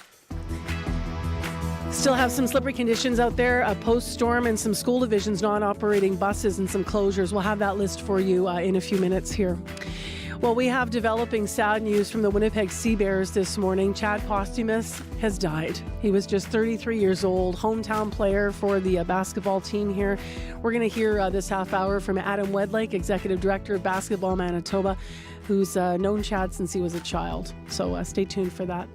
Also, we have a story that's a bit of a warning for everyone this morning. One Winnipegger's cautioning others about a new elaborate scam that is out there. She says she spotted red flags in time, but she's concerned some other people might not. And it has to do with Manitoba Hydro. So stay tuned. We will have those details for you also. Right now, Heather Wells is in with healthcare stories in her news headlines. Good morning. Good morning. The Manitoba Nurses Union is sounding the alarm about worker and patient safety in Swan River. President Darlene Jackson says nurses face aggressive patients, and she says there's a lack of security guards. Now, in Brandon, doctors say the situation at the Brandon Health Centre is unsafe and unsustainable. The PC health critic yesterday tabling a letter in the legislature from doctors to the health minister saying they're on the brink. The letter says there's a 34% vacancy in emergency room doctors in Brandon, and they say it's only going to get worse. We'll hear more coming up in our next local news at 8:30. All right. Thank you, Heather. Thank you. Well, let's get into what's happening in our weather forecast today. Abby, what do you know? -2, mainly cloudy skies we're going to see today. We will see temperatures drop to -5 by this afternoon. That's what the situation would look like in Winnipeg for today. All right. Thanks, Abby. Sorry, I missed your cue. I'm looking down at this list of school closures. It's not as long as yesterday, but there are some schools closed. So they are Plain Days School, Our Lady of Lourdes, Gilbert Rosset, and La Source School, all closed because of icy and impassable roads. Southwest Horizon School Division, schools closed, staff to work from home. Also, Prairie Spirit School Division, no buses, and all schools are closed there as well. Brandon School Division, no rural buses, and also Alexander, O'Kelly, and Spring Valley schools are closed. So we've got issues. Corey's here to talk about more on the commute. Yeah, got a call from Dennis on the commuter line, northbound La Jamodiere, just between kind of the Maple Leaf factory and Marion. There's been a collision, two cars in the far left turning lane, so you can't quite turn left over there. So you have to keep in the middle lane. So just heads up with that. That's the only major issue. Otherwise, careful on the highways. They're really snowy, really slippery in western Manitoba in particular and northern Manitoba around Thompson. If you see anything else, though, 204-788-3093.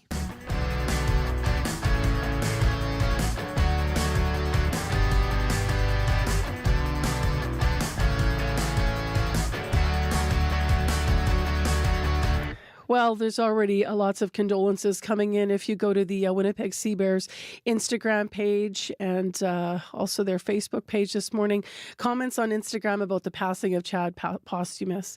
Profoundly sad. One writer writes in, one fan named Rene Dupre, wishing his family and loved ones heartfelt condolences. He was a bright light on the court. He will be a bright light on the court in the great beyond. The news came from the Winnipeg Sea Bears last night that 33-year-old Postumus has died. As you likely know, because his family was open and this was covered in media, the local basketball hero had suffered a brain aneurysm earlier this month, and then he suffered complications from corrective surgery. He was the first athlete to be signed to the Winnipeg Sea Bears, and yeah, he was local. So a lot of people are feeling this on a lot of levels, including my next guest. Adam Wedlake joins us live, Executive Director of Basketball Manitoba, who knew Chad since he was a kid. Hi, good morning, Adam. Hey, Marcy, how are you doing? I'm okay. How are you doing? It's a tough day, for sure. Tell me a little bit about what makes you smile when you think about Chad. Let's start there. For sure. That was always what he was like. He was always a guy that lit up the room. He was a sort of larger-than-life presence, whether he walked into a huge gym or a facility like the Canada Life Center or into a little gym working with kids doing a kids camp or whatever. He just drew that level of joy and enjoyment, and that's what drew people to him, and that's what makes it's tough for anything. But he's a sort of a larger than life character that we were so lucky to have in our basketball world for so many years.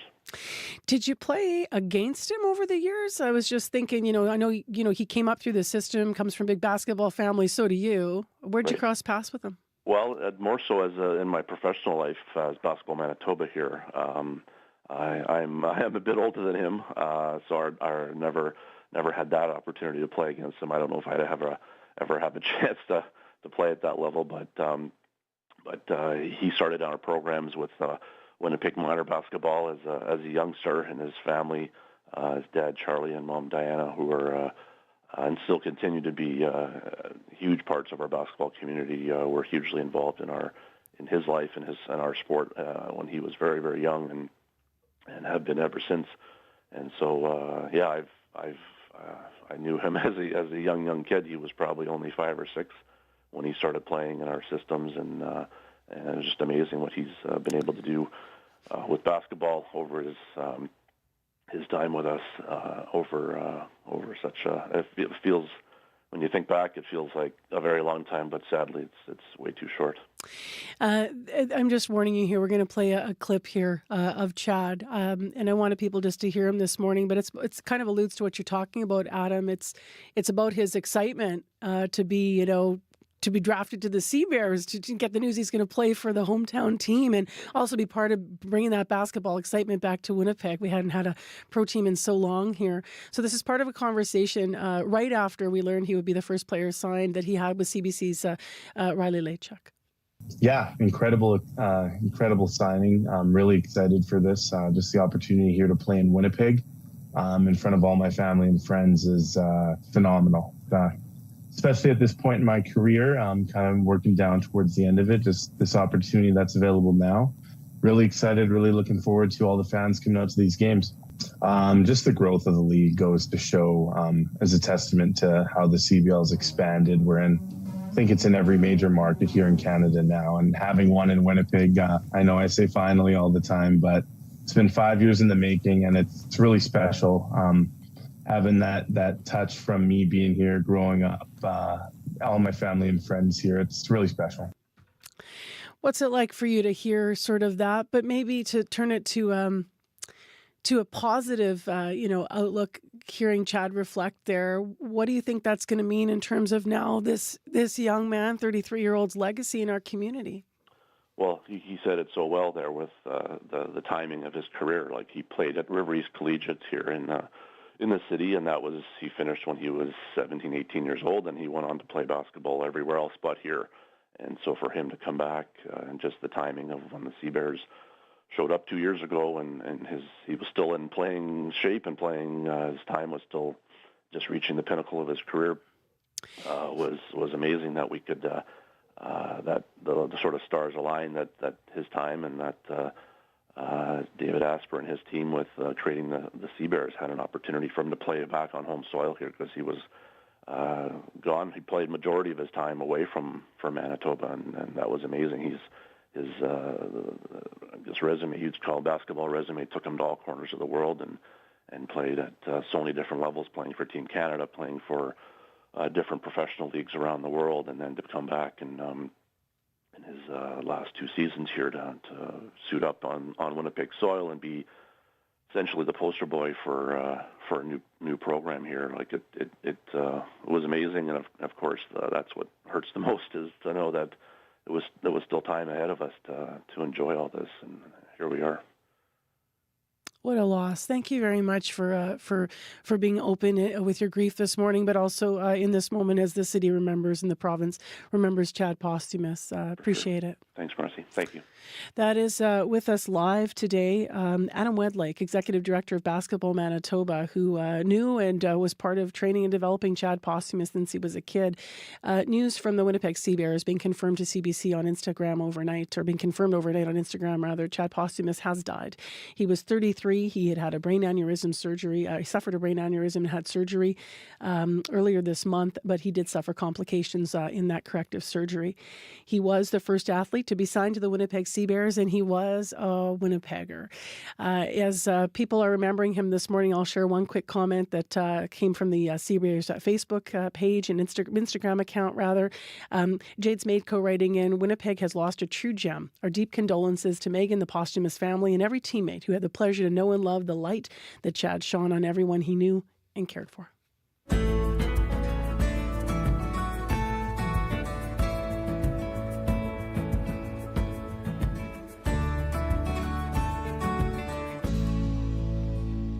8:20 is the time right now. I'm Marcy Marcuso. You're listening to CBC's Information Radio with our fantastic team here. Heather Wells in our news center, Kevin Ipatebo in our YouTube producer, Abby Adeyemi behind the controls, and Corey Funk, our show director here. Well, next on the program, let's build on this story that we've been hearing in the news about a Winnipegger warning people of this new elaborate scam. Destiny Funk got a call from a supposed Manitoba hydro technician on Monday. The person on the line said she was overdue on 2 months' worth of payments and that someone would be in her house at an hour to turn off her power. Now, after a long back and forth and an additional phone call as well, she was told to go to a Manitoba Hydro kiosk inside a convenience store, pay cash to square her account. But then Funk thought something was wrong here. Destiny joins us in studio to tell us more about what happened. Hi there. Hi, thank you for having me. This was elaborate. I mean, all the details are in the web story on our page this morning. But walk us through the first call here. So the person calls. They claim to be a hydrotech. What did they say to you? Yeah, so I picked up my phone at like 1:30 p.m. They were actually leaving a voicemail, and iPhone has this new function where it dictates out what the person's saying on your voicemail. So it types it out. So you could see it? I could see it, yeah. Mm-hmm. So I picked it up midway because I saw, hi, this is so-and-so from Manitoba Hydro. I have a work order for service disconnection due to unpaid bills. So I pick it up right away because I'm like, what the heck?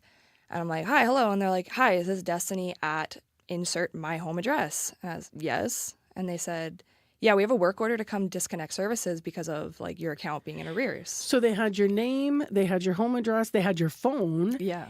I know that right away you knew something there was off because you, like many Manitobans, pay automatically through your account every month, right? Exactly, yeah, through pre-authorized payments, yeah.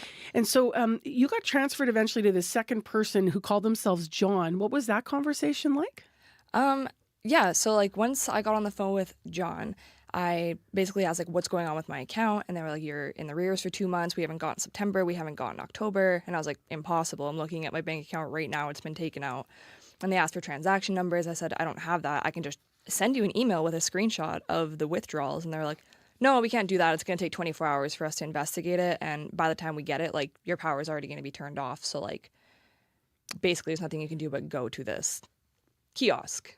Okay. Which is what leads to that. So you recently moved, which actually made some of this seem more plausible because people who've been through a move know that sometimes with transfer of payments, you start to think, well, maybe something's wrong, right? Exactly, yeah. So I was concerned because they said, well, we had sent you 2 letters now saying that like you were in arrears. And so now this is basically like your final warning. We're coming out now. And I was like, well, I haven't gotten any, but then it played on my mind because, yeah, like I've just moved within the last few months. So where was the kiosk and why were they sending you there? What did they say? So it was the closest kiosk to where I was in the city because I was upset that they said, well, you're going to have to go down to Manitoba Hydro and get this figured out with them. Or basically figured out like at the head office. And I was like, I don't have time for this. I'm across the city. I really don't have time to be driving across the city. So they said, well, there's a location closest to you. We have kiosks all over the city, authorized dealers or whatever.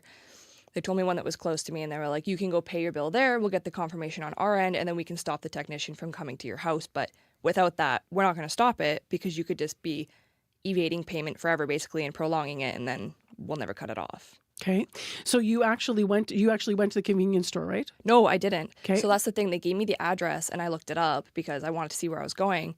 And the picture of the convenience store came up right away, and I was like, that doesn't seem right. Okay. And then that's when I kind of started asking more questions, like, so you want me to go pay my bill in cash at a kiosk at a convenience store? Got it. Yeah. But what's interesting here is, I mean, when you along the way were trying to verify as you were having these long conversations, lots of detail here we're not getting to, I understand, but they had information about you. They had like an official, put you on hold, you're on Manitoba Hydro, you've reached us line. Even some of the visual things I understand, like it was all sort of aligning with like a pretty sophisticated scam to make a person think it's hydro. Yeah, like it was pretty elaborate. Like they had the welcome to Manitoba Hydro menu. They've since changed that because I've called the number back a few times to see if I can get them again, but I can't. They've since changed that. But yeah, they had hold music. They had everything. They had, you can reach me back at this extension. And I had no reason to originally question it because they had so much personal information. It was a very personalized script. You did then, instead of going to the convenience store, you went to did you go right to Manitoba Hydro at that point? Yeah, because they kind of messed up and they said, you need to go down to Manitoba Hydro. They told me on Portage. I didn't even know where the Manitoba headquarters were. So they said, go down to Portage. And then I said, well, that's too far. So then they said the kiosk option. And I said, I'm not doing that. I'm just going straight down to the head office. And they're like, well, good luck. Like, we're not going to see you without an appointment. And I was like, well, I'll take my chances. So that's what I did. Because I was wondering, why would they tell you to go to the hydro office if they're not legit hydro? But they made a misstep there. They made a mistake, big mistake. So you go to hydro and you tell them what's happened. What do they say to you? Well, I walked in, I was frustrated. I wasn't guns a-blazing, but I was like, hi, I just talked to someone named John, and they told me to come down here to figure it out, and, can you please, tell me what's going on? Is there some sort of discrepancy here? And the guy at the counter was immediately just, complete different vibe than this John guy on the phone. He was like, oh, yeah, it sounds like they're getting pretty elaborate. And I was like, wait a minute. Are you telling me this is fake? It was such a, jaw-dropping moment because basically, aside from the whole cash to the convenience store aspect, I was not under the impression at all that this was fake. I felt like it was dodgy, but it was not fake. Yeah. Yeah. You went to police as well. What did they say? So I actually hadn't gone to the police yet because I went to make a police report, and it says that the police report can only be made if I was a victim of identity theft or I actually suffered financial loss. But it has been reported to the Canadian fraud line, I guess. Okay. Yeah, whatever that is. How do you think that the scammers got all of the personal information? Do you have a sense of that? I have no idea. So I know a lot of people have been speculating something on Manitoba Hydro's end. I don't want to say that because that's not my place, and I don't want to say that that's the case. But I'm almost wondering if there's a potential hacking into my email because I keep my bills in a separate folder in my email, which of course would have those last 4 digits of my account number, my address, my name, the exact payment amount, and things like that. Mm-hmm. So I don't know how that could have happened because I definitely don't get paper bills. Was it your sense when you interacted with Hydro that they'd heard about this sophisticated scam before? There's been various scams, but what was your sense about this one? The person I talked to at the counter didn't seem like he had heard of what was going on because they took down the fake number, the alias, the extension, got some details. So I'm not sure if they're too aware of it. I know they're very aware of it now, but I've seen a lot of comments just on TikTok and places that the video has circulated of people saying that a similar thing has happened to them a few years ago or a similar thing has happened to their business in the last few months and they just didn't feel the need to really talk about it. So I'm hoping now that this video has circulated that it will bring other people to light if this is going on. Mm-hmm. Mm-hmm. Which is part of, just to elaborate on what you're saying, part of why you've come forward. Mm-hmm. Because for some people it can be, almost intimidating to come forward and say, I almost fell for something. Mm-hmm. But we always say on the radio, here, to people listening, don't, because the sophistication of these things is... let's get past the embarrassment and help each other. Is that part of what you were feeling when you thought I better share this? Yeah, of course. Also, I'm just concerned for people there's older people that are on the internet and obviously picking up their phones more often because caller ID isn't always a thing on home phones and stuff nowadays. I'm also concerned for people that are maybe new to Canada or new to Winnipeg picking up their phone and being told something like this and there being a potential language barrier, that can be very terrifying, especially when you're new to Canada and you're new to winter and you're being told your heat or something is going to be cut off. Mm-hmm. So I really just wanted this to, originally it was posted just for friends and family to my 90 TikTok followers in my community group. But now here we are and I'm glad because it's it's circulating well, and it's important. Yeah, it's important. It's getting the message across. Thank you so much for coming in and sharing your story with us. Yeah, thank you for having me. That's Destiny Funk, a Winnipegger who scammers tried to fool. We did reach out to Manitoba Hydro. A spokesperson for Hydro told us they are aware of the scam. They're investigating right now. The spokesperson did, though, go on to say, if you are told out of the blue your power is going to be shut off, it is likely a scam. So that's important to note. They did also say, though, Manitoba Hydro does not accept credit card payments, Interac e-transfers, or cryptocurrency in case those things come up if you're approached by anyone. Hydro says if someone threatens to turn off your power unless you pay them, leave the conversation, call 1-888-MB Hydro. Hydro does, though, confirm you can make Hydro payments at specific convenience stores, but you should consult the list on the Hydro website. So lots of things here to try to stay on top of. I want to mention something that's going on today that's very special. Corey Funk has popped back in because Corey's hosting Radio Noon, and you're not going to be sitting here in studio. Nope, we're going to be at RRC Polytech's Notre Dame campus this afternoon live. And if you're wondering where that is, the library hallway in the mall level, that's where we're going to be. And we're going to be talking to students about what life is like there at RRC Polytech, including a lot of international students who I know are feeling pretty anxious right now around the changes going on in terms of immigration. That's going to be fantastic to hear that show from there. Thank you. Come on by. We might even pull you on air if you want to stop by and say hi. So Radio Noon live at Red River College Polytech from noon to 1. Right now it's time for your CBC Winnipeg News. This is CBC News. Good morning. I'm Heather Wells in Winnipeg. At 8:30, it's cloudy, -2 right now. Still no snow on the ground, but there is a slight chance of flurries today. And our temperature falling to -5 this afternoon. Winnipeg's basketball world and the wider community are mourning the loss of a player who became the face of the Winnipeg Sea Bears. Chad Postumus, who was the star of the team, passed away yesterday. He had suffered an aneurysm earlier this month, and there were complications related to the aneurysm. Adam Wedlake with Basketball Manitoba says he knew Postumus from the time he was 5 years old, and just starting out in basketball. He says his career took him around the world, and they were thrilled when he was signed to the Sea Bears 2 years ago. In his last 2 seasons here to suit up on Winnipeg soil and be essentially the poster boy for a new program here. Like it was amazing, and of course that's what hurts the most is to know that there was still time ahead of us to enjoy all this, and here we are. Wedlake says Postumus lit up the room no matter whether it was a small gym or a major arena. Chad Postumus was 33 years old. Doctors in Brandon say the situation at Brandon Regional Health Centre is dire, and they are pleading for help from the health minister. PC health critic Kathleen Cook tabled a letter yesterday from doctors saying they have a 34% vacancy rate in Brandon ER doctors, and it will rise to 42% in January. They state, quote, "We are frankly on the brink of collapse," and quote, "We are witnessing levels of burnout and exhaustion that we have never witnessed previously." Wow. They end the letter with, quote, "In our current conditions, we will experience a catastrophic outcome that could have been prevented." Premier Wab Kinew shooting back, saying the blame for the healthcare issues rests on the former PC government. Where they closed emergency departments, we continue to see the multi-year damage. The good news, you actually have a capable health minister today. Yeah, that's right. You have a team that is committed to investing in healthcare. Kinew says if the PCs were so concerned about having more doctors today, they should have been training them 7 years ago, a time when they were in office. The Manitoba Nurses Union now sounding the alarm about worker and patient safety in Swan River. President Darlene Jackson says nurses face aggressive patients in Swan River, and there's a lack of security guards. She says some on-site security cameras are also not working. Jackson says Prairie Mountain Health and the province need to do more to keep nurses safe. Otherwise, she says they may choose to work elsewhere. In facilities where these issues are occurring, we need to keep those nurses there. We need to keep them safe. It's very hard to recruit to a facility that's having these type of issues. So there's got to be a huge effort to provide safety and allow those nurses a safe atmosphere.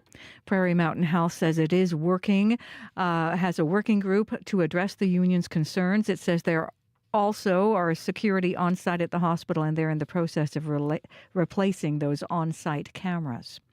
We are learning more about some of the last moments before a family of 4 froze to death near the Manitoba-U.S. border in 2022. A Minnesota court heard from one of the migrant survivors yesterday.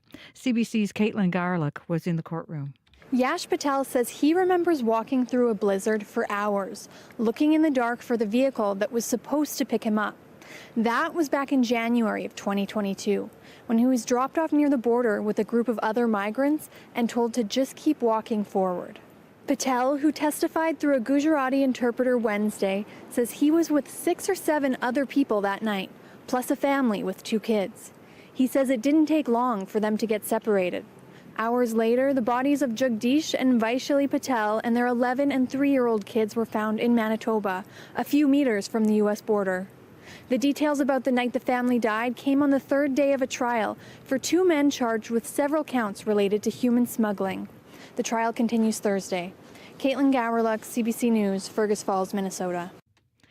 We are expecting an affordability announcement today from the Trudeau government, and it looks like it will include the GST being lifted on a wide range of products. That includes certain grocery store items and children's clothes, diapers, car seats, and specific types of beer and wine.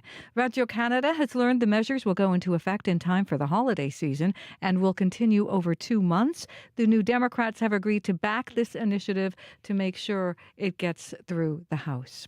You can find more news updated throughout the day. All you have to do is head to cbc.ca/Manitoba. People are writing in about what they want it taken off of, Heather. Now they're talking about meals and feminine hygiene products and books and all kinds of different things. Going to be really interesting. Yeah, sure will.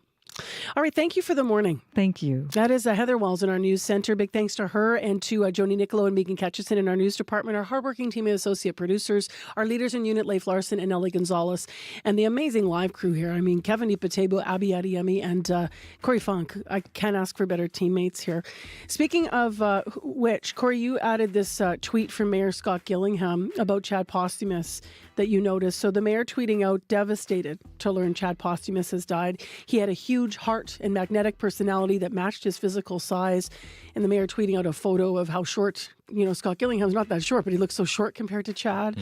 And just wrote in, as a local boy, he was a favorite for the Winnipeg Sea Bears fans and was dedicated to our community. So deepest condolences he sends out this morning.